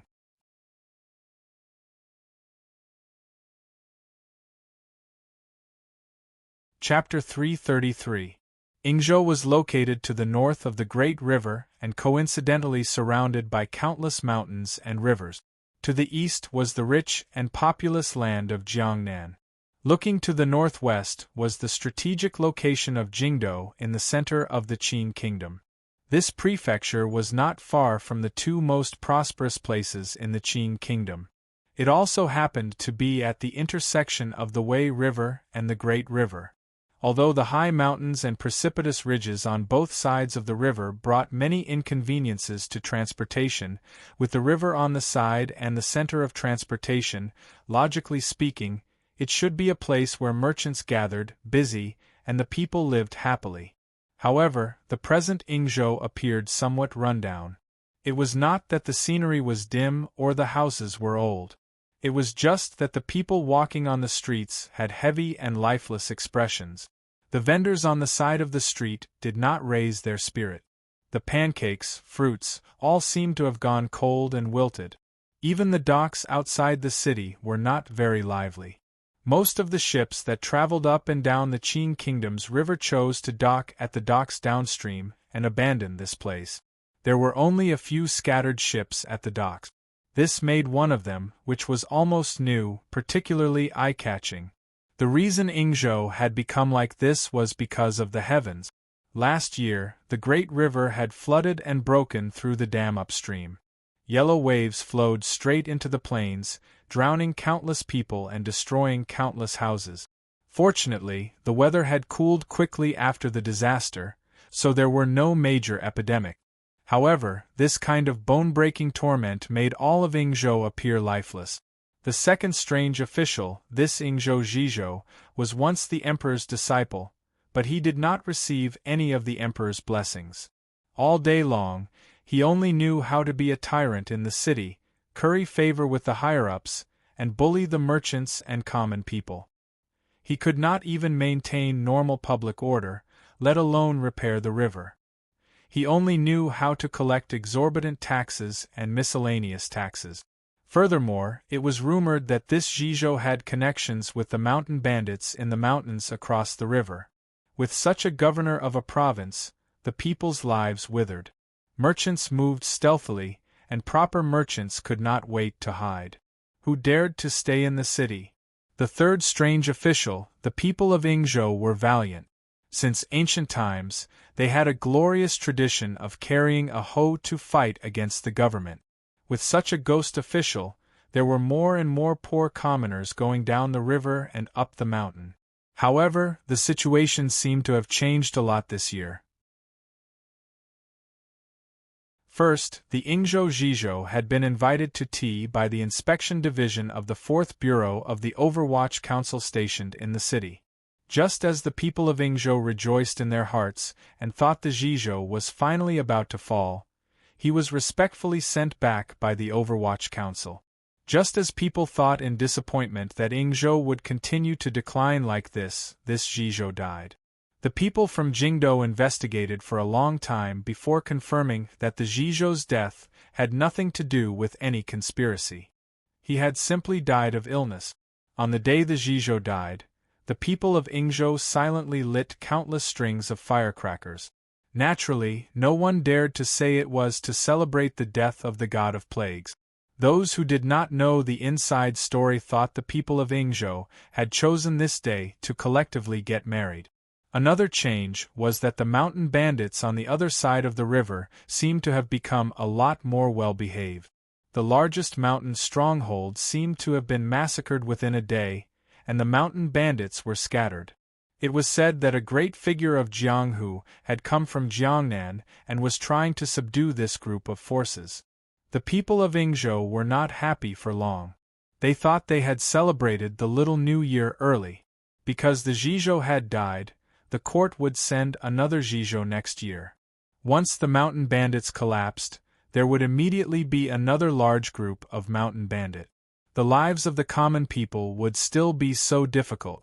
There would not be any fundamental change. In a storeroom by the dock, a dozen or so laborers were gathered together discussing something. No matter how quiet the dock was, chatting in broad daylight was not the professional attitude that laborers should have. Furthermore, the vicious expressions on their faces seemed to reveal their other identity. Surrounded in the middle was a woman. She was about 20 years old and had regular features. She could not be considered a beauty, but there was a hint of ruthlessness in her eyes. When she opened her mouth, the men around her obediently closed their mouths. It looked like she was the leader. "We've found out. It's a tea merchant from Jingdou. Sister Guan, they have guards on their boat," one of the laborers reminded. The person called Sister Guan was a famous bandit leader near Ingzhou. She had not been in Ingzhou for long, but she had already gathered a large group of powerful bandit leaders. It was rumored that she had a powerful background. Sister Guan smiled coldly and said, "They're just some merchants, what's so important? Besides, you've all gone to check it out. I don't need to tell you how heavy the boxes in the back room are, do I?" Her words were calm, but once the boxes were mentioned, the eyes of the laborers began to burn. Walking on the Jianghu, true mountain bandits looked at the dust on the wheels of a carriage to determine the weight of the goods inside, and from there, their value. The mountain bandits near Ingzhou were actually part of the same class as pirate. They were most skilled at determining what exactly was on the boat from the depth of the water it took. Yesterday, a large ship had suddenly stopped on the dock. The hull was about 80% new. Looking at the thickness of the moss on the horizontal planks of the ship, the people who spent a lot of time on the dock knew that this ship had not been in the water for a long time. Nowadays, it was rare to see this kind of large ship in Ingzhou. For the mountain bandits, this was a rare fat sheep. Taking advantage of the time when the people on the ship disembarked to buy food, vegetables, and water, there were already people who had clearly investigated the situation on the ship. What confused these bandits was, since it was a tea merchant, why would there be such heavy goods in the back of the ship? As a result, the draft of this ship was clearly different from that of the ships they usually saw. This question was finally answered after a kitchen woman, who was acting as an informant, came on board. In the heavily guarded room at the back of the ship there was a box. Looking at the strength of the planks of the ship and the faint scratches on the iron key in the compartment, the bandits' sharp eyes discovered that the box was filled to the brim with silver. No one would bring so much silver to Jiangnan to buy tea. Sister Guan actually still had some misgivings in her heart. However, since the young master wanted to subdue the mountain bandits near Ingzhou, he had to do a few large transactions and let these sweaty, smelly bandits smell something. Furthermore, what the young master wanted to do after spring did indeed require silver. Otherwise, she would not be in such a hurry to rob ships everywhere. One of the mountain bandits also felt that the matter was strange and said, "The ship is deep in the water, and there is no cargo on the ship. Perhaps there are river stones on the bottom of the ship," and third sister-in-law didn't see clearly. Sister Guan shook her head and said, "It's not a ship, why would it need ballast stones? I just find it strange that the merchant on that big ship, why would he bring so much cash? Cash is good." A mountain bandit laughed strangely and said, "He stole the banknotes but didn't dare to go get them." These words were immediately echoed by his companions. They all laughed in unison, and their laughter was full of greed. Sister Guan furrowed her brows and said, "The problem is, nowadays, which merchant would bring cash? Are they not worried about the problem of safety?" The mountain bandits looked at Sister Guan and thought that this leader did things shrewdly and fiercely. She also picked her targets very accurately. Taking advantage of the fact that there was no one in Jizhou, she had led her brothers to commit a few major crimes. However, sometimes she was a bit too careful. The problem of safety should be asked by that stupid tea merchant. Why ask her brothers? Sister Guan waved her hand to summon the third sister-in-law, who was responsible for gathering information. The third sister-in-law's face was dark and thin.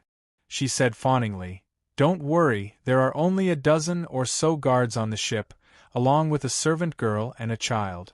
The master is a young man who is too weak to stand up to a gust of wind. His appearance is beautiful, but he doesn't know how to hide it at all. Presumably, he is some rich but useless second generation in the capital who was sent to Jiangnan by his elders to hone himself. Bringing a servant girl, presumably the young merchant couldn't stand the loneliness of the night." Sister Guan laughed coldly and relaxed slightly. If that tea merchant was really someone with a heart, he wouldn't have brought a woman to float on the river. Perhaps he really was a useless second generation who thought that shiny silver was more comfortable than throwing banknotes. As for the dozen or so guards, they were not in her eyes. The dozen or so brothers under her were all fierce bandits with many lives on their hands. She believed that when they boarded the ship at night, those guards could only choose to die or jump into the river. The mountain bandits beside her looked at each other and suddenly laughed extremely lewdly. "Sister Guan, when the matter is done tonight, reward us with the servant girl." Sister Guan blinked and revealed a trace of disdain. "Look at you all. As long as you get the silver, everything else is up to you." She paused and laughed. Her laughter was incomparably cold and evil. "Clean your hands and feet, don't leave anyone alive. After this is done, take the ship to Eru Beach and burn it." The night outside of Yingzhou was very quiet. The moon on the mountain across the river shone coldly on the surging river. It seemed to have calmed the roar of the river. There were a few lonely boats moored at the dock. It was past midnight, the time when people were sleeping soundly. The lights on the boats had long been extinguished, and the merchants had long since fallen asleep. Under the gentle brush of the moonlight, a dozen or so black shadows silently touched the shore and dove into the river. After swimming to the largest boat, they took out hooks and ropes from their bodies. Some of them were empty-handed and climbed up the rope. They were like countless monkeys that had been drenched in water. Their movements were incomparably agile. In just a moment, these mountain bandits had already touched the large boat and disappeared into the darkness. Sister Guan held a cold knife in her mouth and silently climbed to the second floor. Using the cover of the shadow of the cabin, she moved directly to the back. In the warehouse, everyone had discussed clearly and knew the layout of the boat like the back of their hands. She knew that the chest full of silver was at the back of the cabin. In the darkness behind her, there was a faint poochie sound. Immediately after, someone fell on the deck with a soft thud. She frowned, thinking that these little bastards didn't know how to be more careful. If all the guards were alerted at the same time, although she wasn't afraid, it would still be troublesome. Outside the side room, unexpectedly, there were no guards. At this time, in the darkness of the night, there were a few more muffled groans. Sister Guan knew that her subordinates were gradually invading the middle cabin. Her heart slightly calmed, she hooked her finger on the door and used the tip of the knife to gently open the cabin door. In the next moment, she had already felt a chest in the darkness. Using the faint afterglow from the window in front of her, Sister Guan could clearly see the size of the chest. She couldn't help but suck in a breath of cold air. Third sister-in-law didn't say clearly. She only said that based on the size and weight of the chest, it was estimated to be over 1,000 taels, but Sister Guan didn't dare to believe it. She touched the chest and estimated the size. Heavens, how much silver would it take to fill such a large chest? She suddenly felt some lingering fear. To be able to carry so much silver with him, even if he was a spoiled brat, he was probably the wealthiest spoiled brat in the capital. Once this matter was exposed, she was afraid that the young master behind her would not be able to bear the wrath of the capital. Don't kill that second generation! This was the first thought that welled up in Sister Guan's heart. But she immediately realized that what was done could not be undone. She couldn't help but hesitate. Moreover, this much silver was enough to do many things. She carefully felt around for a tool. After a long time, she finally opened the chest. A silver light suddenly spilled over the entire cabin. Sister Guan stared dumbfounded at the chest in front of her. Her face was full of shock and disbelief. Even though she was a person who lived on the edge of a knife, and was used to seeing silver stained with blood, tonight she was still dazzled by the neat and tidy silver ingots in the chest. Her normally callous eyes began to reveal a greedy look. But she immediately became alert. No matter how bright the moonlight was, no matter how beautiful the silver was, it couldn't possibly emit such an alluring light. She suddenly turned her head and saw a middle-aged man with a serious face. He held a white light in one hand and a strangely long padao in the other. He was looking at her coldly. Tiger Guard Gao Da had already followed Fan Xian's orders and given Sister Guan enough time to admire the silver. He very slowly chopped down with his padao. Sister Guan raised her padao. But that slow, long padao was like an unstoppable flood. In a flash, it broke through the defense and heart of this female bandit. While she was frightened out of her wits, she watched in agony as her left hand was chopped off. Fresh blood gushed out with pain. The lights in the middle cabin of the ship were lit. Sister Guan, who had been dragged into the room, had her hair in a mess and her mood in a mess. All the bandits who had followed her aboard had been easily disarmed and knocked unconscious. They were tied up and thrown neatly on the deck. A few black-clothed swordsmen of the 6th Bureau who were on night duty acted as if nothing had happened. They stood guard in all 4 directions. She raised her head. Through her hair, she looked at the tired and annoyed handsome young man sitting on the chair.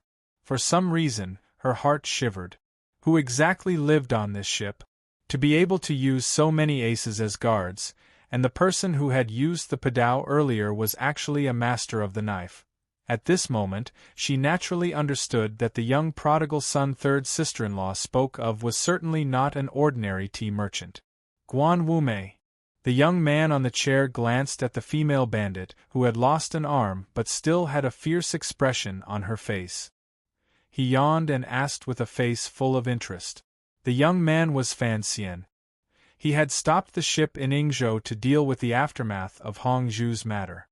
He hadn't expected that he would provoke some blind little bandit.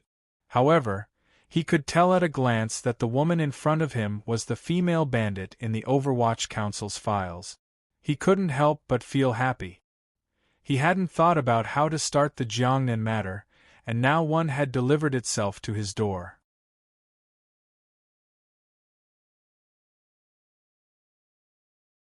Chapter 334. Hearing him call out her name so easily, the female bandit Sister Guan was startled. Her gaze was like a knife cutting into Fan Xian. Her left hand tightly clutched the wound on her broken hand. Viciously she said, "Today I fell into your hands. I wonder what your name is."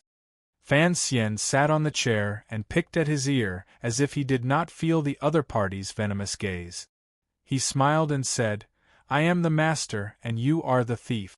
What right do you have to ask about my background?" Guan Wumei felt an unbearable throbbing pain in her right hand. Looking at her broken wrist, her face paled. She knew she had bumped into an iron plate today. Still clenching her teeth, she said, "Please tell me the truth." Fan Xian glanced at her with amusement. He felt this matter was truly absurd. His group had only been delayed by something. He had not expected the ship to be so fragrant. In just one day, it had attracted a famous female bandit in Yingzhou. After the female bandit in front of him had been captured, not only was she not afraid, but she had asked him to tell her the way. Tell what way? Fan Xian dipped his finger in some cold tea and carefully smeared it between his brows. Raising his eyebrows, he said, "The way of the sun, the way of the human, and the way of the ghost?" The curtain behind him moved slightly. Wearing a large cotton jacket, Cece rubbed her sore eyes and walked out in a daze. Muttering, she said, "Young master, why did you get up?" She was dazzled by the light in the hall, and it took her a while to clearly see the scene in the hall. When her gaze fell on Sister Guan's severed hand, she couldn't help but scream at the horrifying bloody scene. Halfway through her scream, Fan Xian had already covered her mouth with his hand and laughed mockingly. "You want to wake up everyone in Yingzhou?" From Danzhou to Jingdou, the bloodiest scene Cece had seen was when the second young master of the Fan family, Brother Xijia, had been attacked. She had never seen a broken hand or a broken leg. She was so shocked that her entire body trembled and couldn't calm down for a moment. Fan Xian pinched her waist and said, "Go back to sleep. We have business to do." Cece couldn't resist glancing at Guan Wume again. She made a sound of acknowledgement and turned to return to the room. "Is he awake?" "No," Cece continued. "Mr. Shi doesn't seem to be awake either. Once Xiao Shi sleeps, he sleeps like a pig. Back then, when I made a ruckus, that place, he only knew to hug the flower girl to sleep. How would he know what was happening outside?" At this moment, Guan Wume was in so much pain that the corners of her mouth were twitching, and her face had turned green. However, her ears had clearly heard the conversation between the young man and his servant girl, and she felt increasingly strange and astonished. Who exactly were these people on this ship? After being attacked by the mountain bandits at night, he was still so calm and composed, and even had the leisure to chat. If it wasn't because he was extremely confident, then he was a little stupid. Of course, she now believed that the former was more likely, but she didn't know how he would deal with them. In a quiet voice, he said, "Guan Wume from Ezhou in the Jiangbei Road. Her father was Guan Heshan, and her mother was Xia. She lived in poverty as a child, and was sold into a brothel. Later, she changed hands and became the concubine of a master in Ezhou. Because she could not bear the humiliation of her mistress, she killed someone in anger. She was imprisoned and strangely escaped. Later, she became the wife of a mountain stronghold. Later, the stronghold was destroyed. Guan Wume was incomparably shocked, and it was as if she had even forgotten about the pain of losing her hand. How did this young man know so much about her background? Could it be that he had specially set up this trap to capture her? She said in a hoarse voice, "Who the hell are you? How do I know so clearly?" Fan Xian shook his head and said, "I have a good memory, but this information is not very clear because you are not an important figure." Guan Wume's life was strange. She could be considered a famous fierce bandit on the Yangtze River. Unexpectedly, she had been captured without the power to retaliate. Furthermore, the other party's words showed disdain toward her. This reality made her feel a glimmer of humiliation. Yet, the tone of the young man sitting in the chair and the temperament he exuded made her admit that he truly did not think much of her. "Since you know who I am, then you should have guessed that there is someone behind me. Unless you kill us all, you can forget about getting away with this." Guan Wume, in her pain, began to foolishly threaten him, hoping that when he dealt with her and her people, he would show some mercy. The cruel reality shattered her fantasy. Fan Xian smiled and said, "What you say is exactly what I want to do." Guan Wume was stunned. She suddenly felt an endless chill surge up her back and abruptly turned her head. The sound of countless knives slicing through throats rang out. It was very unpleasant to hear. It was like the kitchen in the back of Esher Tavern was slaughtering countless old hens at the same time. The dozen or so bandits who had followed Guan Wume onto the boat had their throats slit by Fan Xian's personal guards. After confirming that they were dead, they were thrown into the river. Their actions were simple and professional. Not even a drop of blood landed on the deck. The sound of the river water rang out. A moment later, it became calm again. The corpses and blood were all absorbed into the forgiving current. He had killed a dozen people in a row without batting an eye. What a ruthless move! Guan Wumei's gaze finally became fearful. Looking at the other party's style of attack, she knew that he was used to doing this kind of thing. Turning her head, she saw that the young man had taken back the hand gesture from which he had given the order. Involuntarily, she said in a trembling voice, "Don't kill me, Kikik." Her teeth continuously chattered and made a strange sound. She swallowed hard and forced herself to calm down. Since the other party had not killed her at the same time, it meant that she still had a chance to live. "Please give my leader some face." Guan Wumei knelt on the ground in terror and begged Fan Xian for mercy. "Your leader?" Once Guan Wumei thought of the young master's power, a glimmer of hope immediately rose in her heart. "Looking at the way your subordinates do things, they have a martial style. Presumably, you are also a kindred spirit. My leader is the leader of the Jiangnan water bandits. He has hundreds of ships under his command and countless capable people. If you want to come to Jiangnan to do great things, you will certainly feel like old friends at first sight and have a pleasant conversation with my leader." Fan Xian did not pay attention to the inappropriate choice of words in this female bandit's words. He could hear that she was clearly begging for mercy, but in reality, she was using the so-called leader of the Jiangnan water bandits to threaten him. He couldn't help smiling and shaking his head, thinking that this trip to Jiangnan was truly interesting. "Leader?" he said warmly. "You are talking about the 7th Ming master, right? The 7th young master of the Ming family, the 7th young master who has never truly entered the family. I heard that this young master's birth mother died many years ago. After the old Ming master passed away, the eldest young master, who took over the family business, sent people everywhere to kill this illegitimate child who brought shame to the family. In reality, it was because the old Ming master had willed too many benefits to this 7th young master. The 7th young master of the Ming family had nowhere to hide, so he simply threw himself into the underworld. He hid his name and changed his name. He stopped being impatient and used patience to secretly kill people. After 5 or 6 years, he finally made a name for himself. The great leader of the Jiangnan water bandits, Xia Qifei, the pitiful illegitimate child of the past, how did he end up like this? Fan Xian furrowed his brows slightly. It seemed that this figure of some status in Jiangnan was far from what he had imagined. He actually had his subordinates go around stealing silver. His methods are too underhanded. Has he been short of silver recently? Jiangnan had always been rich and populous. Later, the palace treasury was built there, creating countless rich people. Other than the salt merchants and sea merchants, the two most famous families were the Cui family and the Ming family. These two families had been related by marriage for generations and had climbed the eldest princess's path.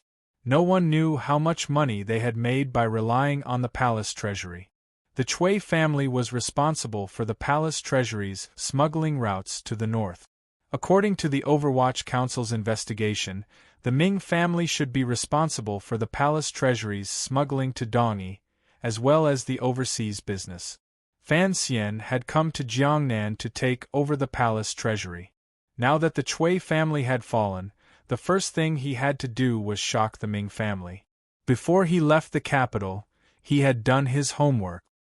He had talked through the night with Sir Yin Jr. and had long decided on a strategy. As he spoke slowly, Guan Wumei, who was kneeling on the ground, was truly scared to death. Ever since her young master had been chased out of the Ming family, he had been trying to take back his property all these years. However, his true identity was a secret. The leaders of the Jiangnan water bandits had no idea that their master was the descendant of a powerful family. The rich merchants of the Ming family were also kept in the dark. They even had some business dealings with the Jiangnan water bandits that could not see the light of day. Other than herself, who knew this secret because she had a relationship with the seventh Ming that outsiders did not know, Guan Wumei did not believe that anyone else knew the true identity of the current head of the Jiangnan water bandits, Xia Qifei. Who would have thought that this young man would reveal it so readily? Fan Xian suddenly thought of something and smiled happily. I understand now. The Cui family has fallen. Although the Ming family is heartbroken, they are even happier to be able to take over the Cui family's share. Presumably, the seventh Ming will not miss the opportunity to enter the business world and oppose the Ming family. In March, the palace treasury will have to put up new bidding documents. The Jiangnan water bandits want to wash clean, the seventh Ming wants revenge, and the seventh Ming wants to steal the palace treasury's marketing documents. All of this requires money. No wonder he is in such a hurry. Guan Wumei looked at Fan Xian with great fear. She wondered who this weak-looking young man was, and how could he know so many things? The matter of the palace treasury was a secret of the court, yet she had guessed her young master's true thoughts in a moment. Looking at the warm smile hanging from the corners of Fan Xian's lips, her body was frozen and unable to move.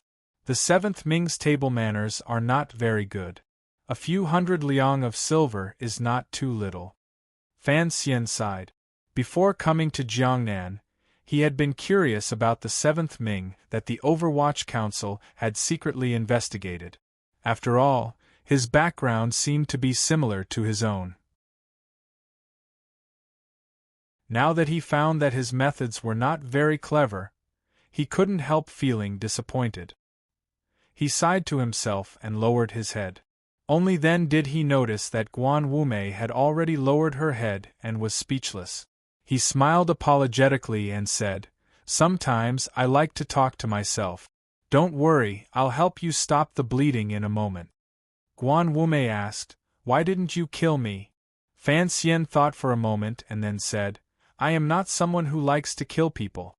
Besides, I still need to discuss business with your young master. If I killed his cousin, I was afraid he would be too hot-blooded and not rational enough to harm the business between us." Guan Wumei was already numb with shock.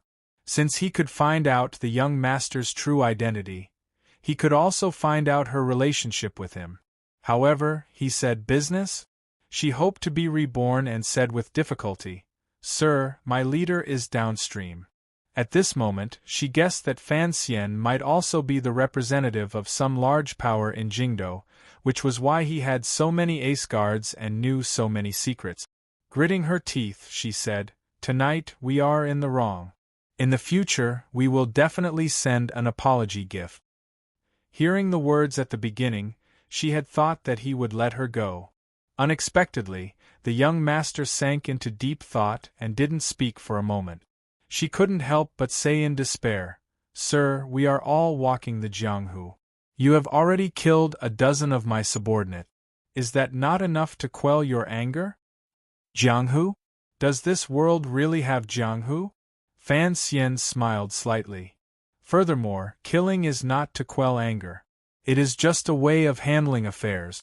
I will not let you leave this ship, at least not before I need you to leave.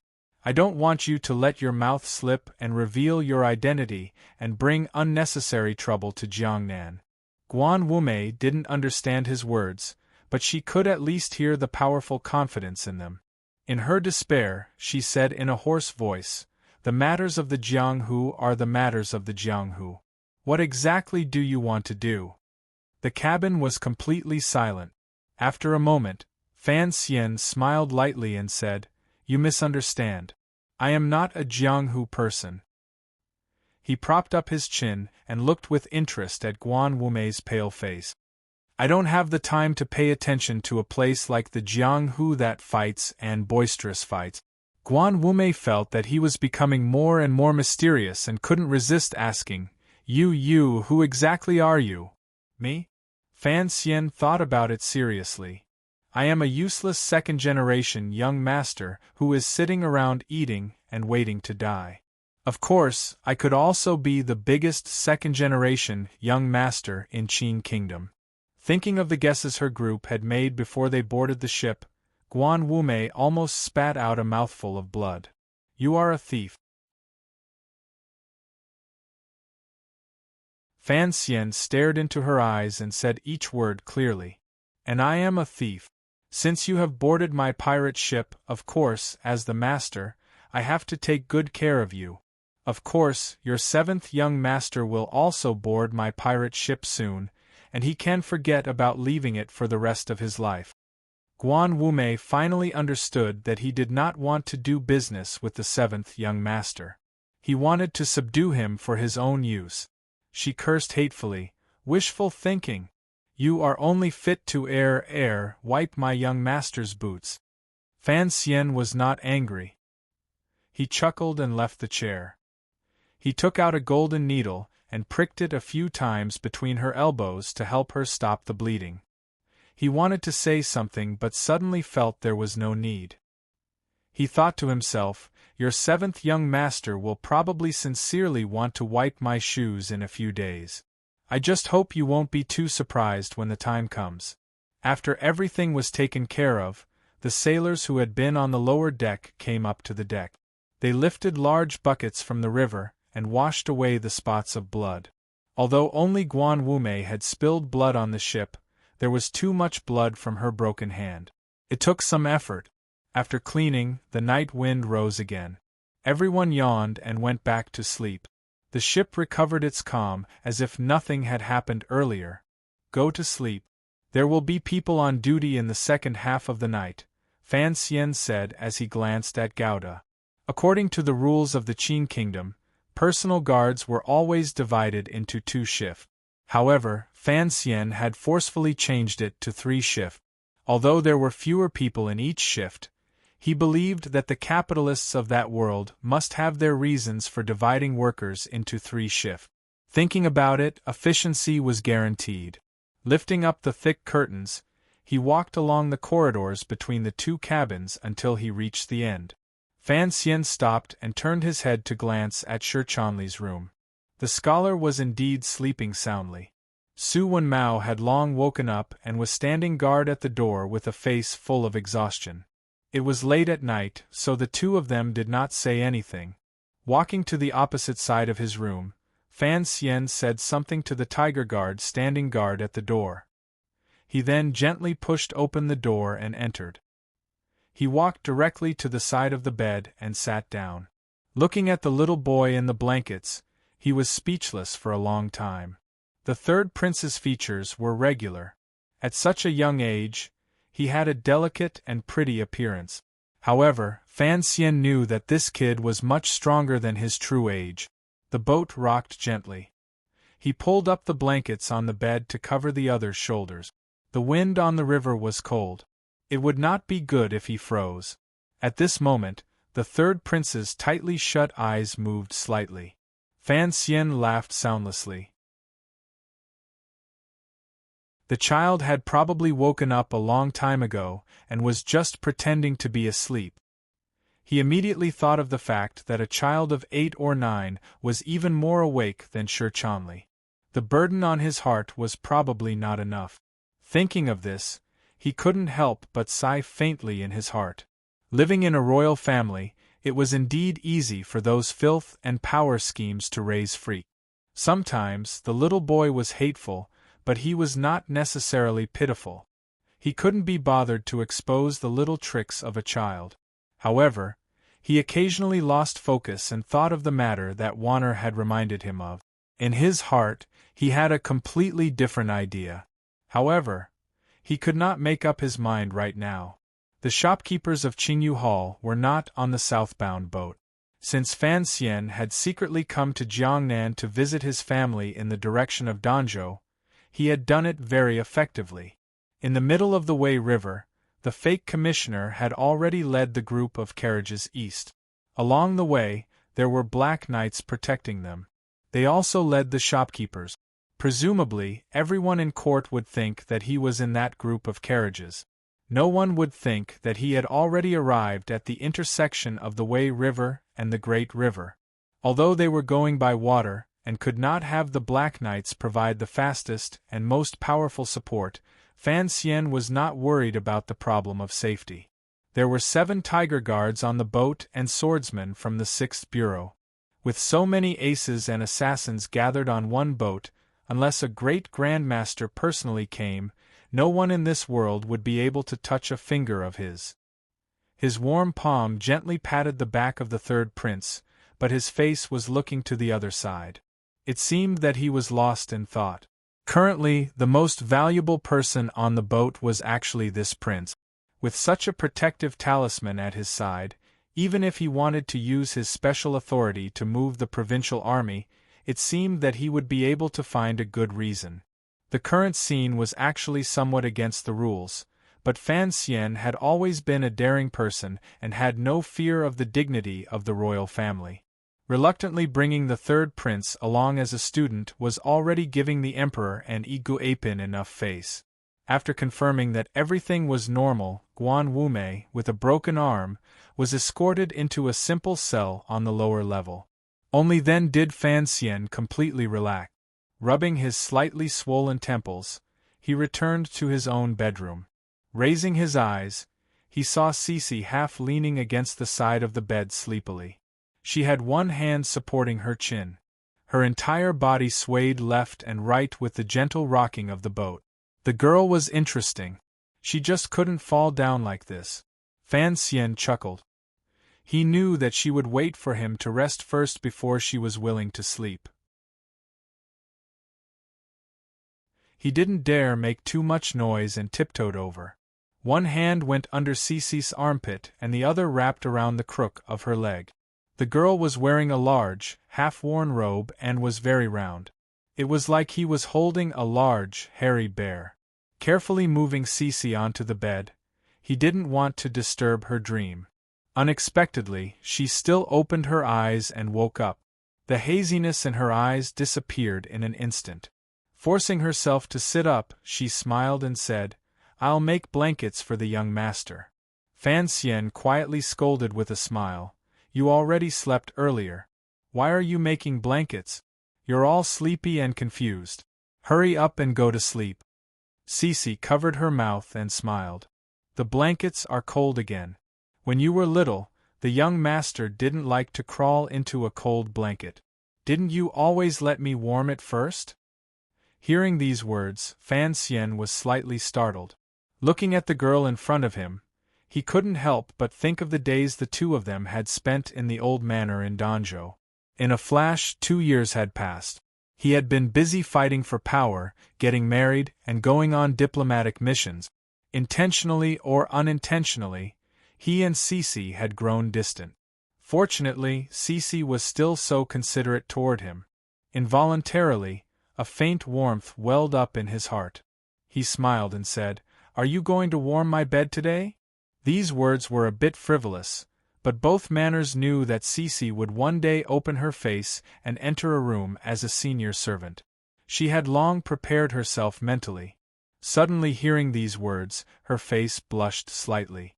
However, she didn't reply as refreshingly as she usually did.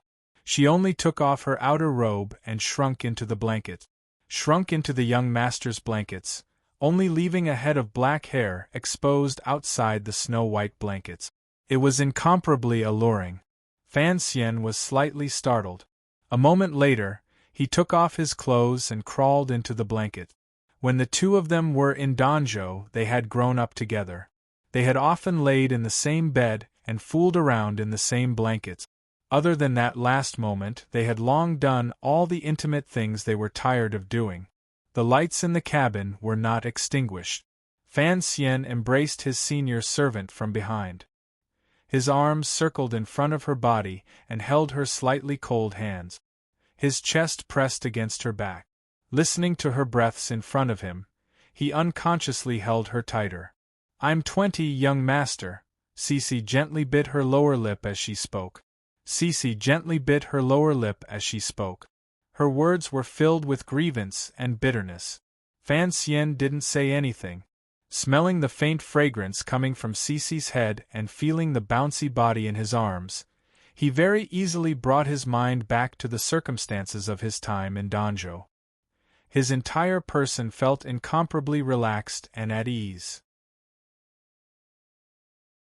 Why do I feel like this chapter is a bit too pretentious? Fan Xian really is a hypocritical and pretentious pervert. I want to correct his unhealthy tendencies. On a pirate ship, there is a thief in the heart. There is no need to break it. Only when everyone is good will it be good. To be continued. If you want to know what happens next, please log on to www.cmfu.com. There are more chapters. Support the author and support genuine reading.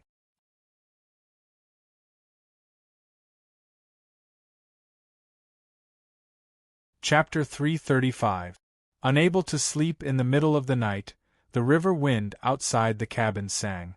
Fan Xian decided to open his eyes and said with a slight smile by her ear, "What's wrong with 20? Are you anxious?" Cece was truly anxious by these words. She sat up in the blankets and bit a lock of hair by her lip. She was so angry that she didn't say a word. Fan Xian paused and quickly pulled her body down. He knew he had said the wrong thing. Women in the Qin kingdom were usually married at 15 or 16. It was rare to see someone like Cece who was already 20 and still a virgin. Although Fan Xian always thought that 20 was the perfect age for maturity, in the eyes of most people, Cece had already become an old lady. Particularly in the Fan manor, although everyone was very polite to Cece for the sake of the Danjo ancestor and Fan Xian, there was always less gossip in front of and behind people's backs. Fan Xian had never taken her into his room, which encouraged this kind of atmosphere. Thinking about it carefully, Fan Xian knew he hadn't handled this problem well. He always felt that there was no need to be anxious, but he didn't think from Cece's point of view. A girl was 20. If this was the other world, she would be a 30-year-old virgin. No matter who it was, they would not be able to accept this tragic reality. Cece curled up her body and ignored him as she sadly slept. Fan Xian thought for a bit and then smiled. Speaking of which, it's been 2 years since we've laid in the same bed. When they were in Danjo, although Cece, who was 2 years older than him, always slept on one side, Fan Xian had long developed the bad habit of going to her bed after waking up. The young master has grown up. Naturally, he can't always be with the servants. Cece buried her head in the blankets and replied in a humming voice. This is going to take a long time. Fan Xian didn't coax her. He only said gently, only you don't dislike burnt papers like mine. Cece burst out laughing. If the young master had burnt papers, how could the girls in the world live? Master and servant suddenly fell silent at the same time. They both thought that these words were Wang Shifeng's self-deprecation in Story of the Stone. They slowly thought back to their time in Danjo. Every night, one of them would copy books and the other would wait on her. In those days, whenever Fan Xian used the graceful small regular script to copy the Story of the Stone, Cece would stand to the side and grind the ink, take out the lamp, light the incense, and prepare the supper. The two of them perfectly put into practice the saying, transcribing books at night with red sleeves and incense. Speaking of which, Cece was Fan Xian's first reader in this world. Fan Xian turned the girl's body around and tyrannically held her in his arms. Since you've laughed, then don't cry. Listen to me tell you a joke that's worse than a beast. Cece curiously opened her eyes and waited for him to speak. After hearing the famous joke, she finally couldn't help burying herself in his arms and laughing. She mischievously said, "So young master is saying that he has been worse than a beast these years. Now that I think about it, I naturally have this problem." Fan Xian admitted his mistake very honestly. "Of course, the most important thing is that I don't know what you're thinking. Of course, I admit that these words are shamelessly hypocritical. What am I thinking?" Cece was confused. Fan Xian sighed in his heart and didn't say anything more. Cece suddenly understood what the young master meant. She was surprised and moved. Although the young master's way of thinking was indeed too absurd and muddle-headed, as if he was prepared to see what she thought, it still gave her some warmth. "Young master, do you remember when we were little? The time you hit housekeeper Zhou?" "Of course I remember." Fan Xian smiled. "That guy dared to give you a hard time. See if I don't beat his face until it's full of peach blossoms." Cece gathered her courage and looked at his face. She didn't speak for a long time. After all, she was a serving girl. How could she say such affectionate things? That day, Fan Xian had beaten housekeeper Zhou until his face was full of peach blossoms. The peach blossoms in Cece's heart had also bloomed at that time. At the time, Fan Xian was only 12 and Cece was not more than 14.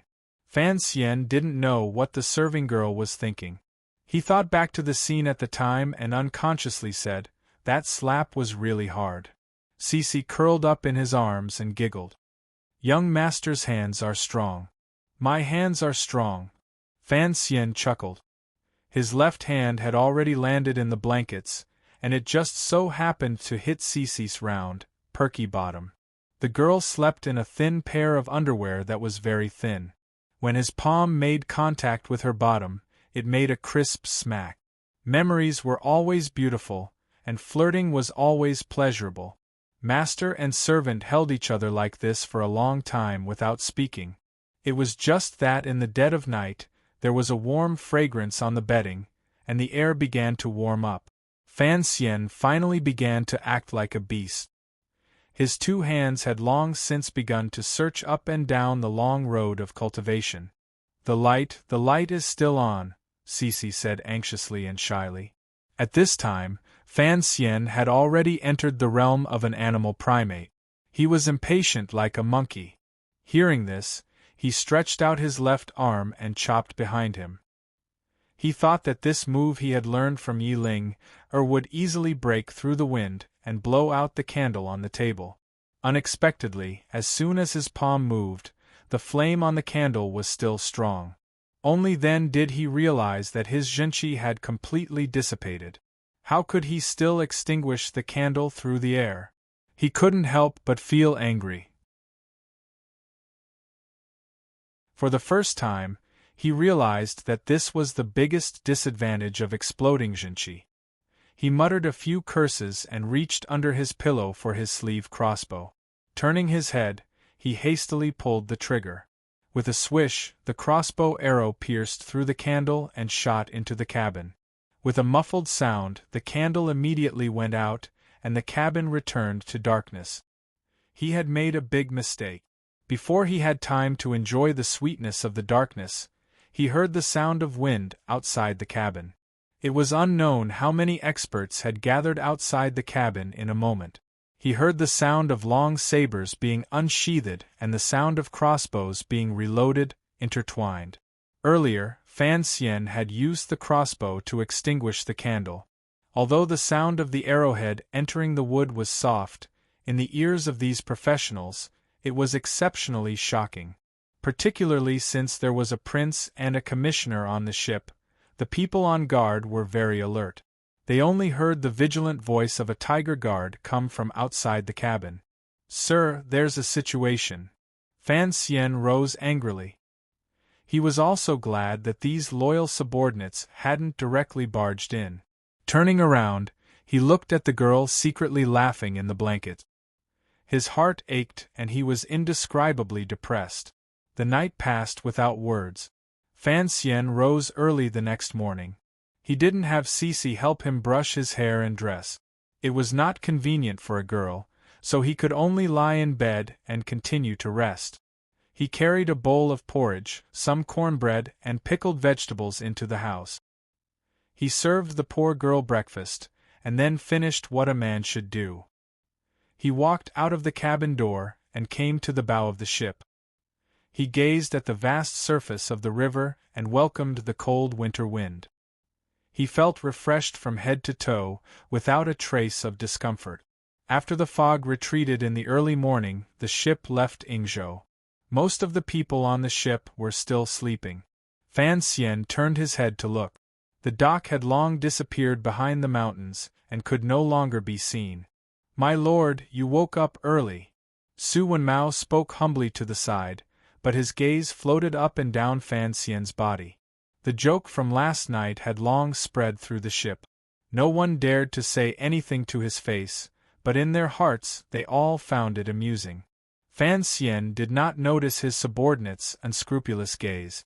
Casually, he said a few words. His gaze shifted and saw the third prince and Deng Ziyu walk out of the cabin door. "Greetings, your highness."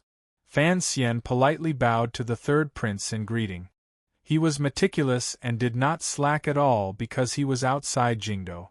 The third prince's face was childish and beautiful. He accepted the bow with some embarrassment and did not move his body.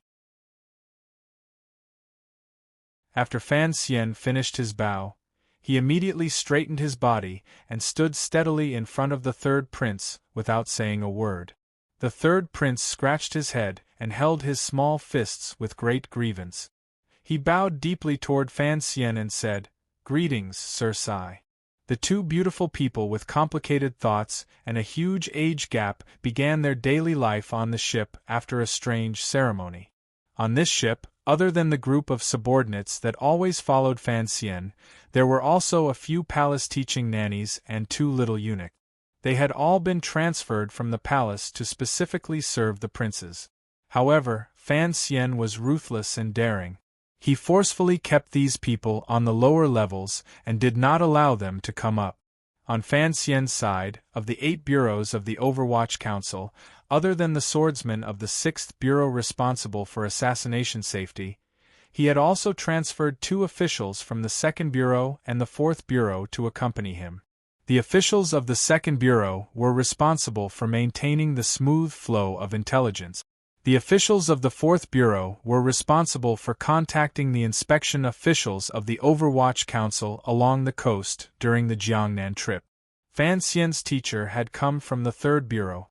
Now that he was in charge of the 1st Bureau, it meant that this ship already had most of the Overwatch Council's structure. Although there were not many people, the division of labor and coordination went smoothly. Life on the ship was very boring. The people who had come out from Jingdo were interested in admiring the river scenery for the first few days, but they gradually grew tired of it. Additionally, the river wind was biting cold. These days, other than those with duties, everyone else stayed in their rooms to rest. Fan Xian and the third prince stood at the head of the ship and looked at the scenery of the valley coming toward them. No one knew what they were quietly talking about. The third prince nodded, and Fan Xian's expression was warm. Su Wenmao stood at the back and looked at the commissioner and the prince. In his heart, he was thinking about another matter. Why did the ship have to carry such a large chest of silver ingots? After giving his orders, he had the third prince stand at the head of the ship like Jack and walked back. Su Wenmao glanced at the boy at the head of the ship and said with a pained expression, "Sir, if His Highness gets sick from the cold, it won't be easy to explain." To train his will. Fan Xian was not gentle toward the third prince along the way and kept his distance. This was not only unexpected by everyone on the ship, but presumably, even the third prince himself felt it was particularly strange. "Sir, that chest of silver?" Su Wenmao probingly asked. Fan Xian shook his head. "Just watch it. Since that woman has already seen it, don't let anyone else come into contact with it." Su Wenmao made a sound of acknowledgement and did not continue asking questions. Fan Xian stretched lazily and suddenly thought of sitting on a large ship, carrying a chest of silver, and bringing a beauty down to Jiangnan. He really did have some of the style of a second generation. It was a pity that the weather was not very good. Otherwise, he would have sunbathed and drank some frozen fruit juice. That would have been even more beautiful. Guan Wumei is locked up by us. Su Wenmao furrowed his brows. How can we let Master Xia of the Jiangnan water bandits know? When the ship reaches Yangzhou in the afternoon, do we need to notify the local council officials and let the news out? Fan Xian thought for a bit and then shook his head. There's no need. For now, I don't want him to guess who I am. Once these vicious people on the Jianghu discover that they can't figure out the other party's background, they will become more cautious. What I want to see is just how much he is willing to pay for this matter. Then, don't let the people of the Fourth Bureau spread the news, Fan Xian smiled and said. Last night, wasn't there still a third sister-in-law you left in Yingzhou? Naturally, she will think of a way to notify Xia Qifei. On this day, the person who felt the most fear in the entire Qin kingdom was the third sister-in-law Fan Xian spoke of.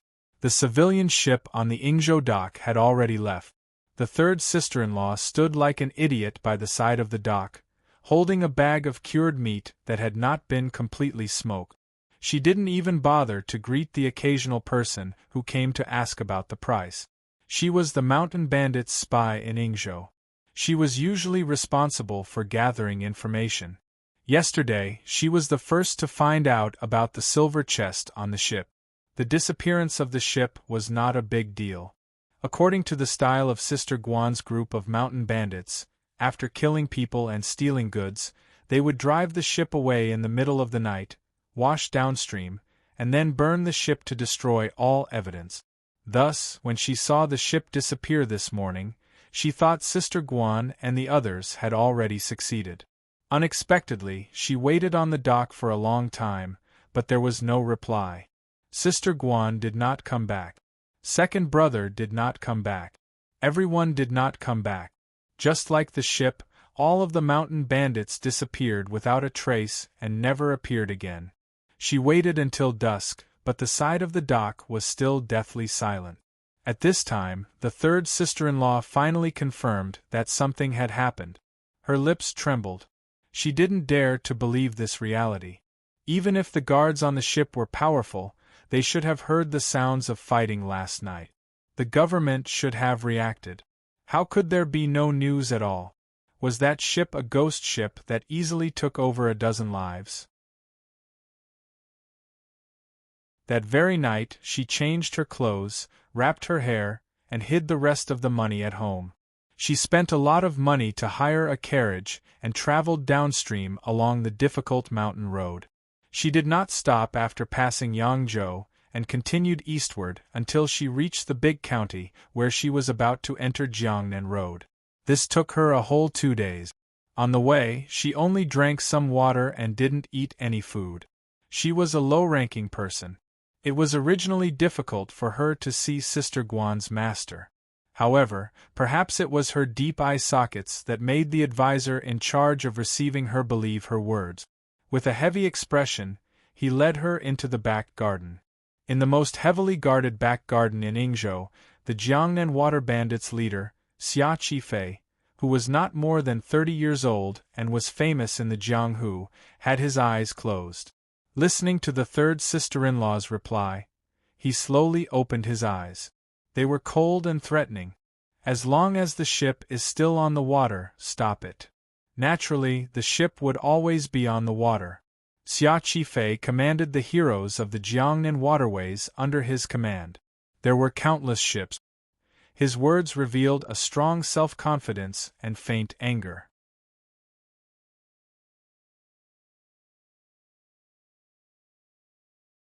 Chapter 336. Winter had come and the water was dry. Both sides of the river were filled with workers repairing the embankments. They were laboriously carrying stones and sand like ants. It was said that the silver on top had not been completely pulled out, so other than the contractors, the rest of the workers were somewhat dispirited. After a busy day with no money in their pockets, no one would put much effort into it. Only then did the idling workers have the extra time to look at the river that they had long grown tired of looking at, and learn from the high and mighty scholarly officials. At first glance, everyone was quite shocked. They saw that on the river that flowed into Jiangnan Road, there were suddenly many more boats, patrolling up and down. Shipping in winter was not as good as in the other 3 seasons, and it was rare for it to be so lively. It was as if someone had cast some magic overnight, and many boats had landed on the river. The boats were of various sizes, shapes, and speeds. There were even a few tri-winged boats that had been slightly modified. The tri-winged boats were used by the Jiangnan Navy. They were extremely fast and had never been allowed to be used by the common people. What was similar was that the men standing on the boats all had bulging waists, presumably hiding weapons. Other than the obvious rust on their dark cheeks, there was a silent, murderous intent and vigilance. To be able to gather so many boats on this waterway that flowed into Jiangnan Road in 2 days without alerting the government, the only one who could do this was the famous Jiangnan water bandit. In terms of the ability to control the river, even the famous families in Jiangnan were far inferior to the Jiangnan water bandit. The full name of the Jiangnan water bandits was Jiangnan and Related Waters 12 Linked Docks. This was a cute name. They specialized in making a living on Jiangnan's waterways that were as dense as a spider's web. Whether it was transporting goods, passengers, or related industries, they all had to look at their faces. In particular, the secret salt, tea, and horse trading business allowed them to grasp great power. After Lady Ming, the person who changed his name to Xia Qifei became the head of the water bandit. He put even more effort into forming a good relationship with the government. It was even rumored that this Master Xia could be brothers with the admiral of the Sha Lake Navy. When hoodlums joined the government, no one could stop them. Thus, these years, although the Jiangnan water bandits had ostensibly reduced their business on the underworld, they gradually began to walk out of the lake water plants and openly came to the common people. Their reputation was even greater than before. Only such a powerful force could move unhindered on the great river and sail boats along the river without fear of criticism. The person who gave the order was the leader of the Jiangnan water bandits, Xia Qifei. Although he did not care much about the life and death of his subordinates, the suddenly missing Guan Wumei had some relationship with his mother. What made him even more wary was who could take such a big bite out of him without anyone knowing and suffer such a huge loss. In March, the palace treasury would reopen. Usually, it would not be 2 small dishes for the Cui and Ming families. However, this year, because the Cui family had fallen and everyone under heaven knew that the jurisdiction of the palace treasury had moved from the eldest princess to Commissioner Fan of the Overwatch Council, Xia Qifei decided to try and see if, in the new situation, he could take advantage of an opening and openly take back what had originally belonged to him. However, the business of the palace treasury was too big. The amount of silver was in the hundreds of thousands. In March, even if he wanted to enter the door of the god of wealth to sit and drink tea, the amount of silver he would have to take out would be frightening. The fallen Cui family and the still thriving Ming family all had this kind of power, but Xia Qifei definitely did not. Even if he controlled the largest gang on the waterways, the silver in his hands, compared to the Ming family, was like a beggar's. Thus, he was in a rush to gather silver everywhere and even secretly ordered Guan Wumei to start the river pirate business again. He was not even willing to let go of such a small amount of silver. It was clear that he had been forced to the point of going crazy. It was said that a single copper coin could not stump a hero. The heroes who lived on the river wanted to learn how to do business. The first problem they encountered was money. At this critical moment, Xia Qifei became increasingly careful. He did not lose his rationality. He was guessing whether or not the incident on the shore of Yingzhou was targeted at him. When it happened, he was in Shazhou inviting the Jiangnan Navy garrison commander, Sir Su Shoshan, to drink. The rumors on the Jianghu were always exaggerated. The highest-ranking naval officer he could come into contact with was a garrison commander.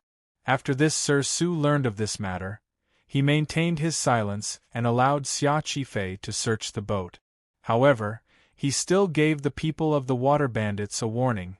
Everything had to be done before the beginning of March. After it was done, they had to wash themselves clean and wash away the smell of blood on their bodies. The commissioner was coming to Jiangnan from Danzhou in March. The dozens of Jiangnan water bandits' boats searched for a long time on the river but still did not find the obviously large boat. They couldn't help but be surprised. Xia Qifei listened to his subordinate's report and coldly narrowed his eyes. Looks like those people did not come down. That chest is not so easy to move off the boat. It should still be near Yangzhou. Have you checked? The man with the white cloth wrapped around his head to block the river wind paused and said with embarrassment, "We calculated the time. In 2 days, the boat should have reached near Shazhou. Who would have thought that the other party would cling on and not leave?" Xia Qifei was incomparably angry and almost kicked him. He scolded, "Are you a pig?" Pausing slightly, he shouted darkly, "Search upwards. If alive, I want to see the person. If dead, I want to see the corpse. At the very least, drag that boat back for me." The man accepted the order and left. He didn't notice that the chief's words showed that he was beginning to lose confidence. Xia Qifei sat by the table and could not calm his anger for a long time. This half-year was the most important half-year of his life. He would not allow anyone or anything to disturb him. Otherwise, he would have to start planning the revenge he had planned for so long again.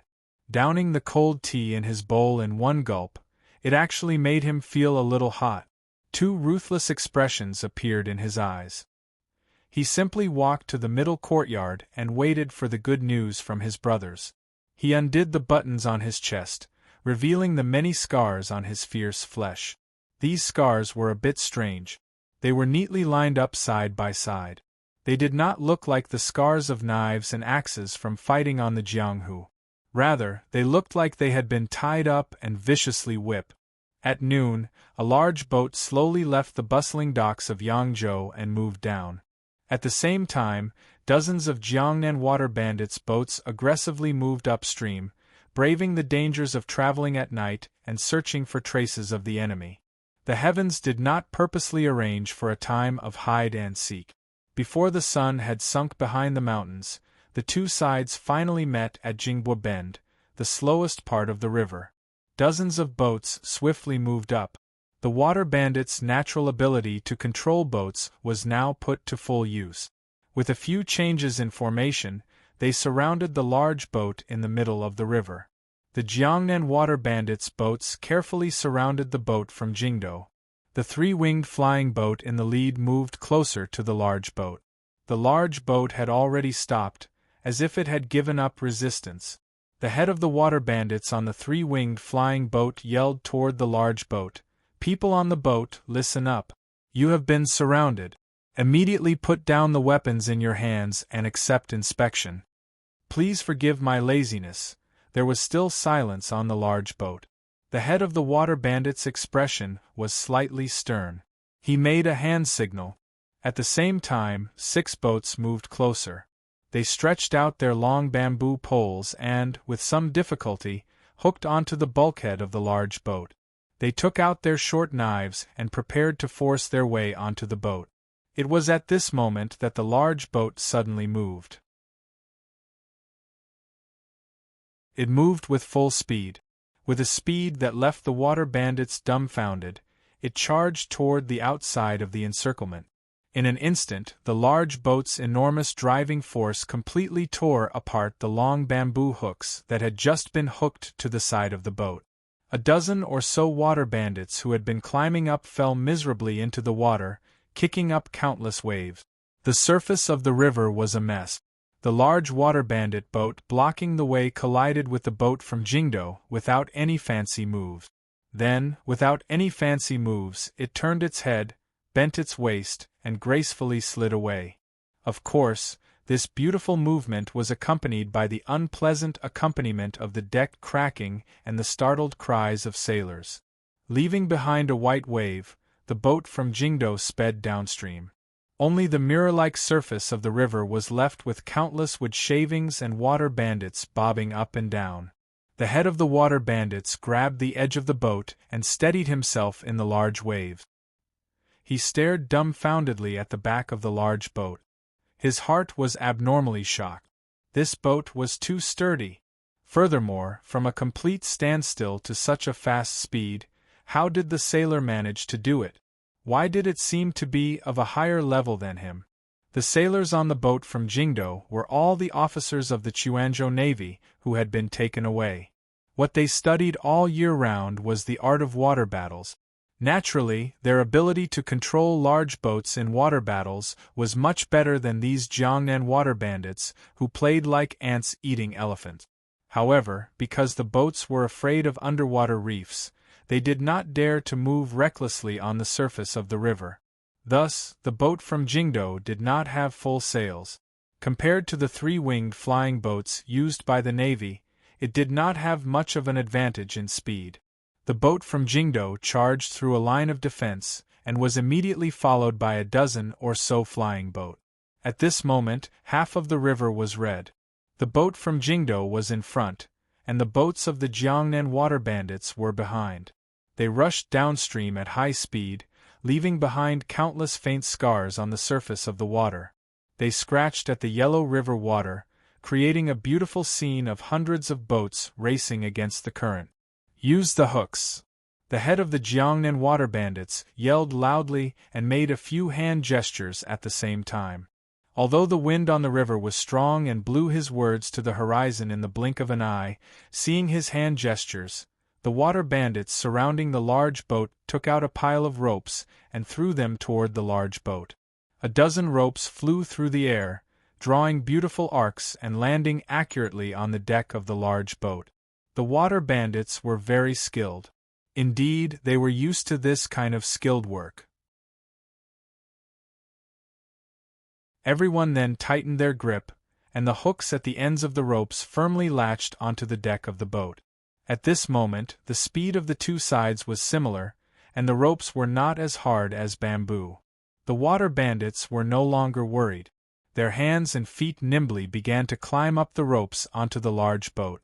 When they had climbed halfway, a pitiful halfway, a dozen or so partitioned windows opened up on the side of the large boat. From each window, a long spear or axe stretched out and viciously chopped down at the people on the rope. There was only the sound of wind from the knives and wretched cries. Blood sprayed in all directions with the river wind, and broken limbs floated down with the turbid waves. In a moment the water bandits had suffered heavy casualties. Some people had luckily fallen into the river, but the ropes and hooks had been chopped off.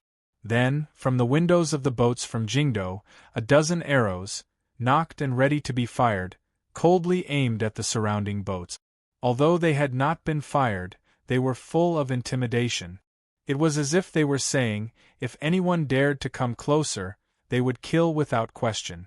The head of the water bandits in the back watched with wide eyes. He revealed his abnormality, but he also felt a chill in his heart. He had spent many years on the river and experienced countless times suppressing bandit. Of course, he knew that the longbow, spear, and axe were the standard weapons of the court's navy. Is there some conspiracy? The boat lowered its sails and moved very quickly. It immediately left Jingbua Bay and arrived in the waters of Shazhou. The head of the water bandits stared fiercely at the large boat that was still surrounded. He knew that although the other party was unexpectedly well prepared and powerful, even an elephant was afraid of an ant. As long as they were still walking on the surface of the river, he, who had grown up by the river, would always have a way to make them sink to the bottom of the river. All he needed was time. As if responding to his request, 4 large boats suddenly appeared on the surface of the river in front of them. They lined up horizontally on the surface of the river and just happened to block the way down. These 4 large boats had 3 stories in total and were extremely tall. The shadows they cast in the river were lengthened and looked very powerful. The head of the water bandits narrowed his eyes and saw that it was the ship of the navy that had often secretly cooperated with them in recent years. He couldn't help but be overjoyed and yelled, "We have brothers to help. Everyone, don't worry." The boats from Jingdo continued to silently and determinedly charge downstream. It was as if the 4 ships of the Sha Lake Navy did not exist. It was as if they were going to commit suicide tragically. Seeing the scene under the setting sun, the head of the Jiangnan water bandits was immediately dumbfounded and fell to the ground on his butt. Seeing that the boats from Jingdo were about to be pincered to death and fall into a tight encirclement, the 4 ships of the Sha Lake Navy downstream tilted their rudders at the same time as if they had discussed it. They opened up a path for the boats from Jingdo, allowing them to leisurely and unhurriedly follow the water. What was going on? The head of the water bandits didn't dare believe his eyes. The remnants of reason in his mind told him that the boat he and his group had been chasing for a long time was very similar to the 4 large ships of the Navy. He didn't have much time to think. The 4 Navy ships were like 4 giant beasts lying in front of the Jiangnan water bandits' boat. The feeling of oppression was very oppressive. The head of the Jiangnan water bandits also recognized the official standing at the bow of the Navy. It was Master Xia's close friend, the commander of the Sha Lake Navy garrison, Sir Su Shoshan. Su Shoshan stood coldly at the bow of the ship. However, the clothes on his body seemed to have been put on in a hurry. The straps weren't even fastened properly. It looked a bit comical. He looked at the old acquaintance below and furrowed his brows slightly. He used his eyes to indicate to the other party that it was best for him to quickly surrender.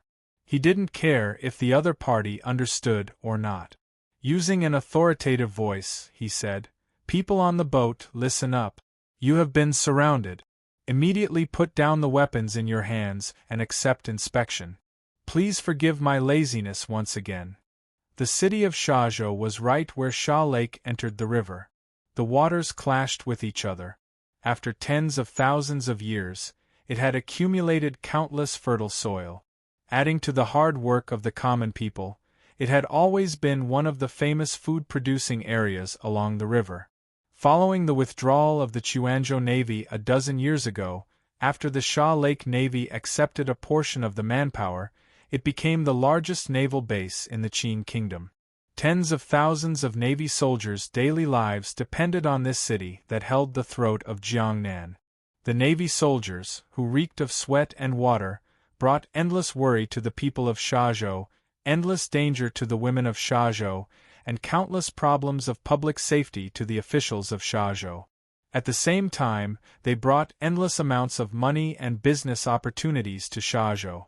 Most of the salaries that the court gave those single men every year were used on the brothels, gambling houses, and restaurants in Shazhou.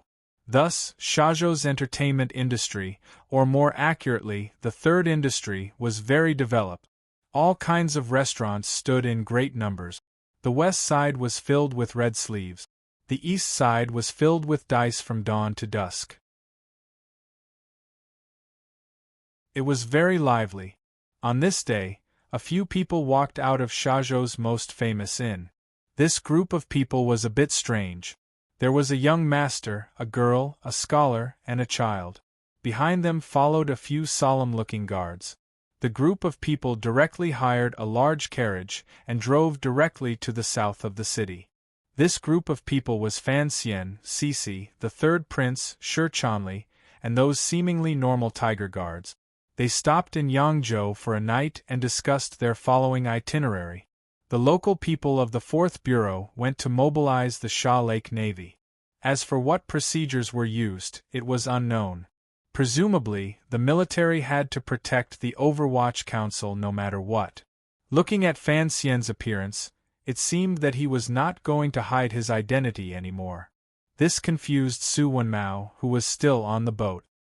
He let the large boat deal with the water bandits on the river, while Fan Xian took the people beside him and got off the boat early in the night in Yangzhou. Sitting in the carriage, they comfortably followed the official road to Shazhou. He did it so secretly that no one noticed. The atmosphere in the south of Shazhou was a bit tense. In this place, all sorts of people mixed together. Everyone knew that the tyrant of the Jiangnan water bandits, Master Xia, was doing something. They didn't know the specific details, but from the endless flow of water bandits coming in and out of the little courtyard, they knew that this matter was troublesome. The little courtyard looked unremarkable, but everyone knew that it was the Shazhou branch of the Jiangnan water bandits' 72 dock. Thus, when the carriage Fan Xian was in came within a few dozen feet of the little courtyard, people had long noticed, particularly the spies the water bandits had scattered on the street. They stared closely, as if trying to determine the purpose of this group of people. No one noticed that in the dusky twilight, the seemingly normal 6th Bureau assassins had already taken over a few of the most advantageous spots on the street. As the carriage came closer and closer to the branch, some people gradually came closer, intentionally or unintentionally glancing at the carriage. The atmosphere was a bit tense. The people in the carriage didn't seem to notice anything. They drove straight to the door of the courtyard before stopping. A scholar lifted the curtain and came down. Walking up the stone steps, he raised his hands to the thugs at the door and said a few words with a calm expression. In a moment, a person with upside-down eyebrows and soybean-like eyes walked out of the branch. He looked at him with a cautious expression and narrowed his eyes. "Who are you people? Why do you want to see Master Xia?" The scholar was Shi Chanli. He had never been in the so-called Jianghu.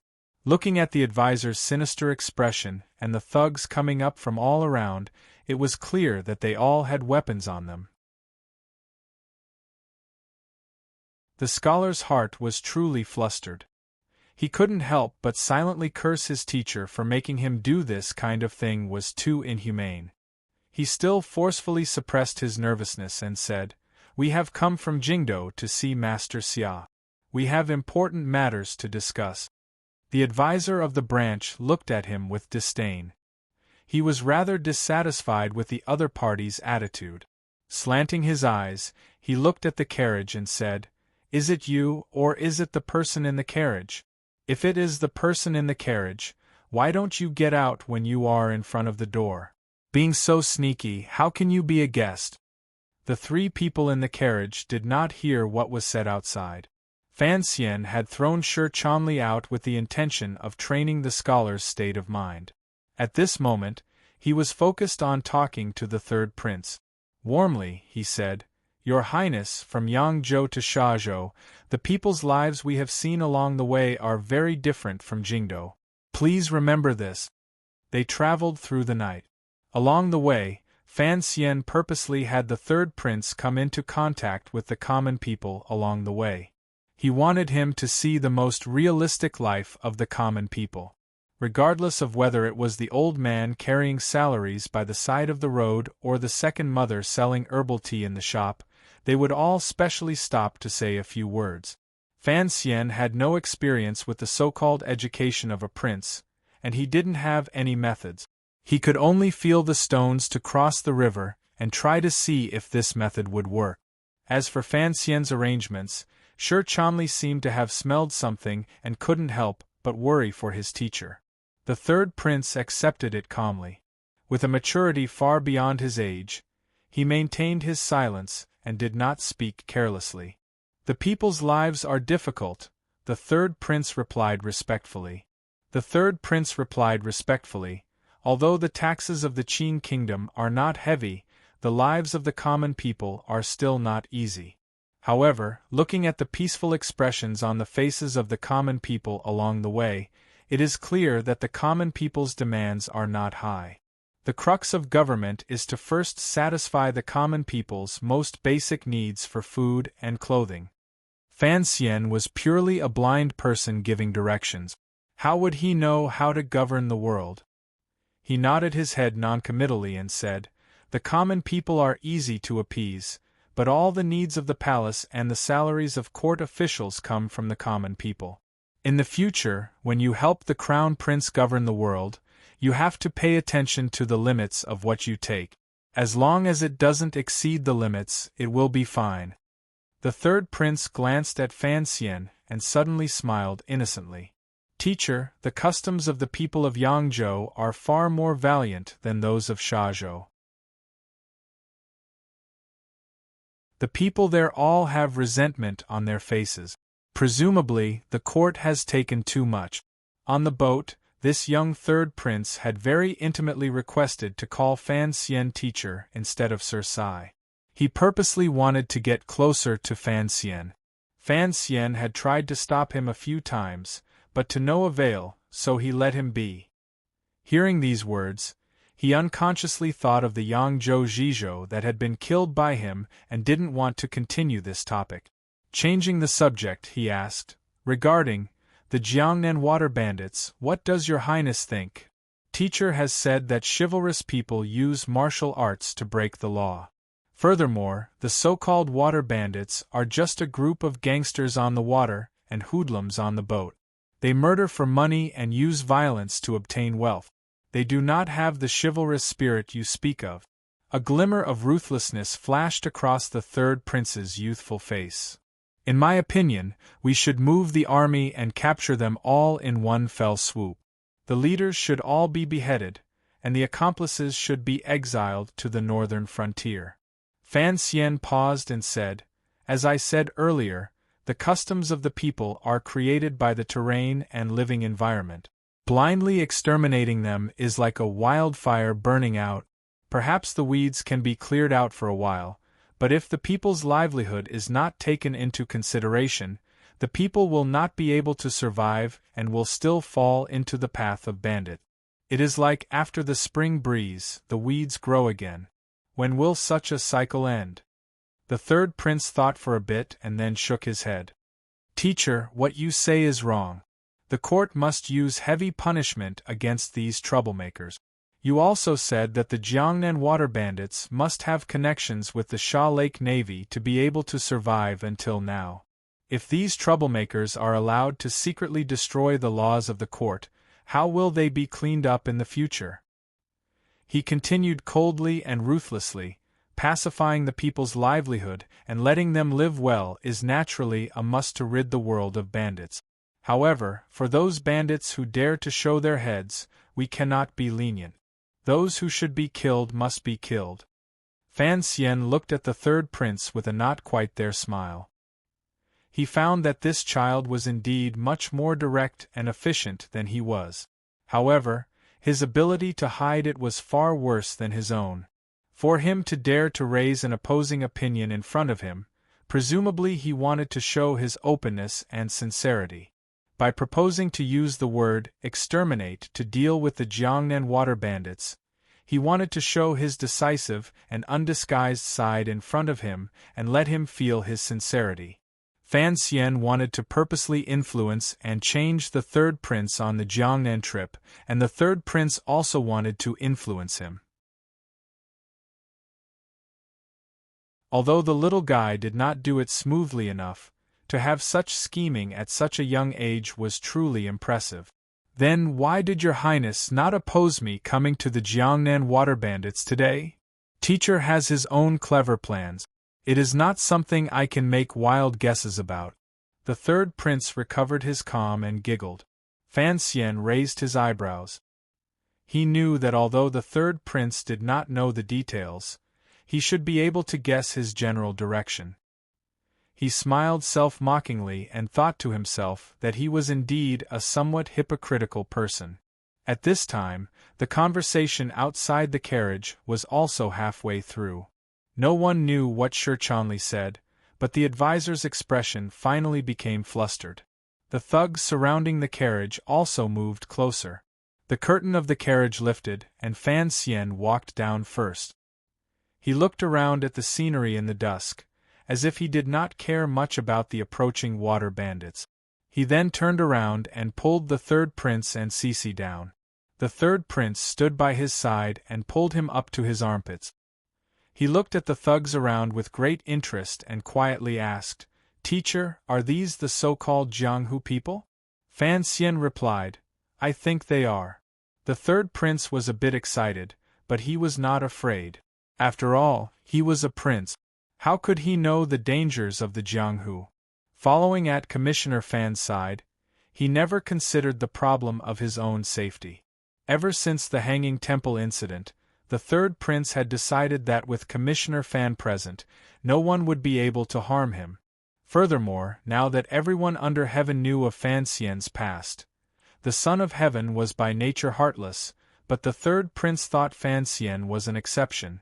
Fan Xian glanced at him from the side and asked curiously in a quiet voice, "Young master, why aren't you worried at all?"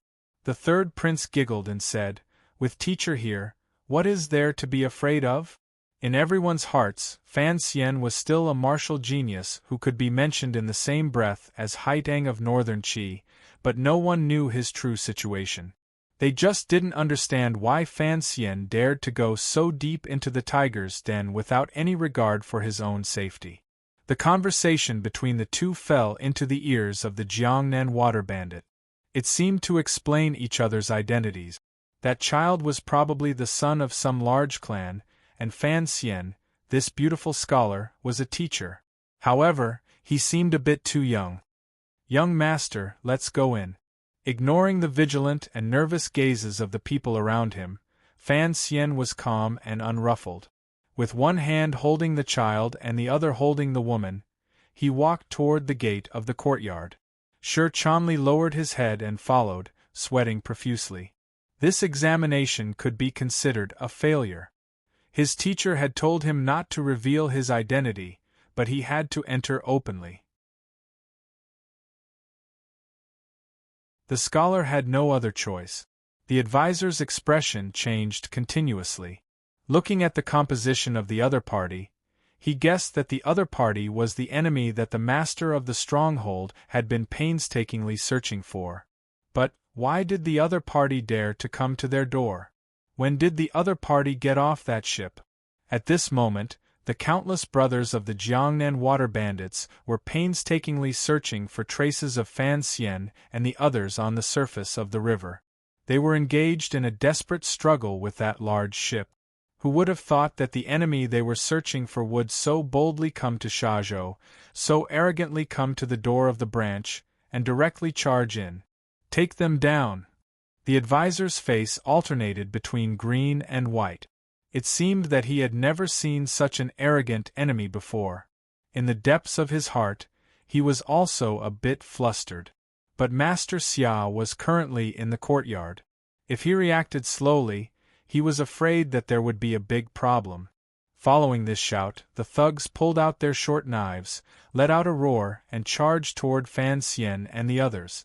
Fan Xian felt his right hand tighten slightly.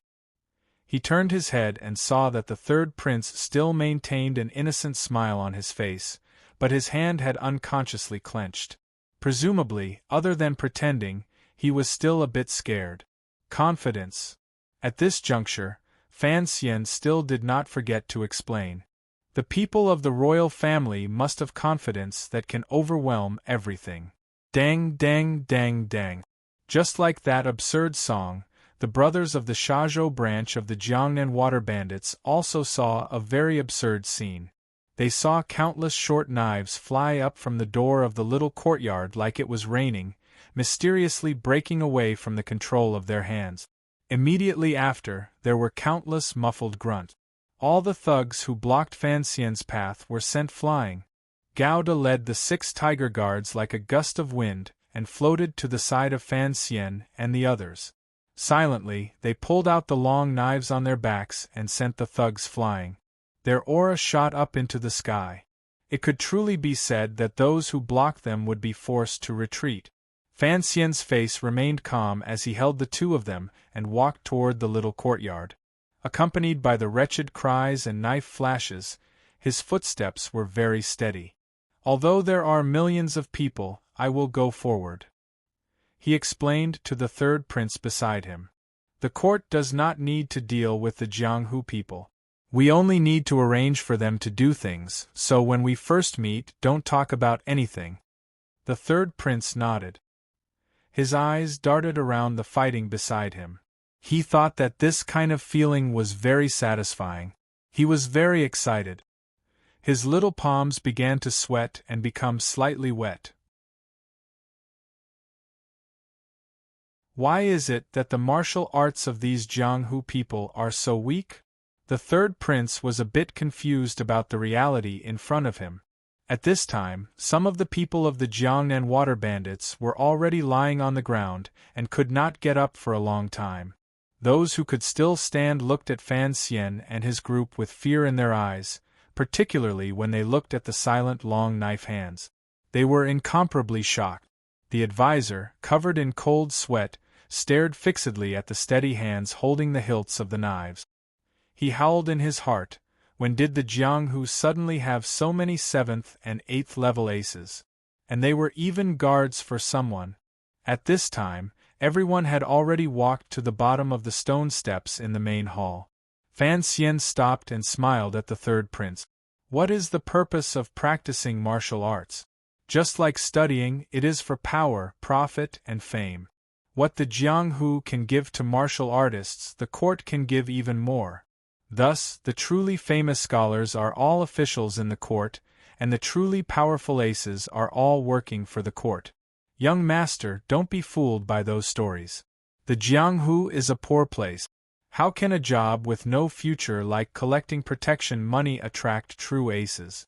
In front of the main hall, the head of the Jiangnan water bandits, Xia Qifei, finally stood out. He looked coldly at the gradually approaching group of people and opened his mouth to say, "Everyone leave, don't make a fool of yourself. I will meet these honored guests from Jingdo." At this time, his expression was calm, but in the depths of his heart, he was incomparably shocked. He had long guessed that the other party was from the ship from Jingdo. How could he have guessed that they would not avoid him and instead come so tyrannically to his door? Without waiting for him to extend his hand in invitation, Fan Xian and his group entered the main hall as if they were returning home. Fan Xian invited the third prince to sit in the main seat, and then he sat down next to him. Cece and Shi Chanli stood quietly behind him. The 7 tiger guards had their hands on the hilts of their knives and were spread out around the main hall. Seeing the other party's actions, Xia Qifei was so angry that his anger almost rushed to his heart. Was this still his territory?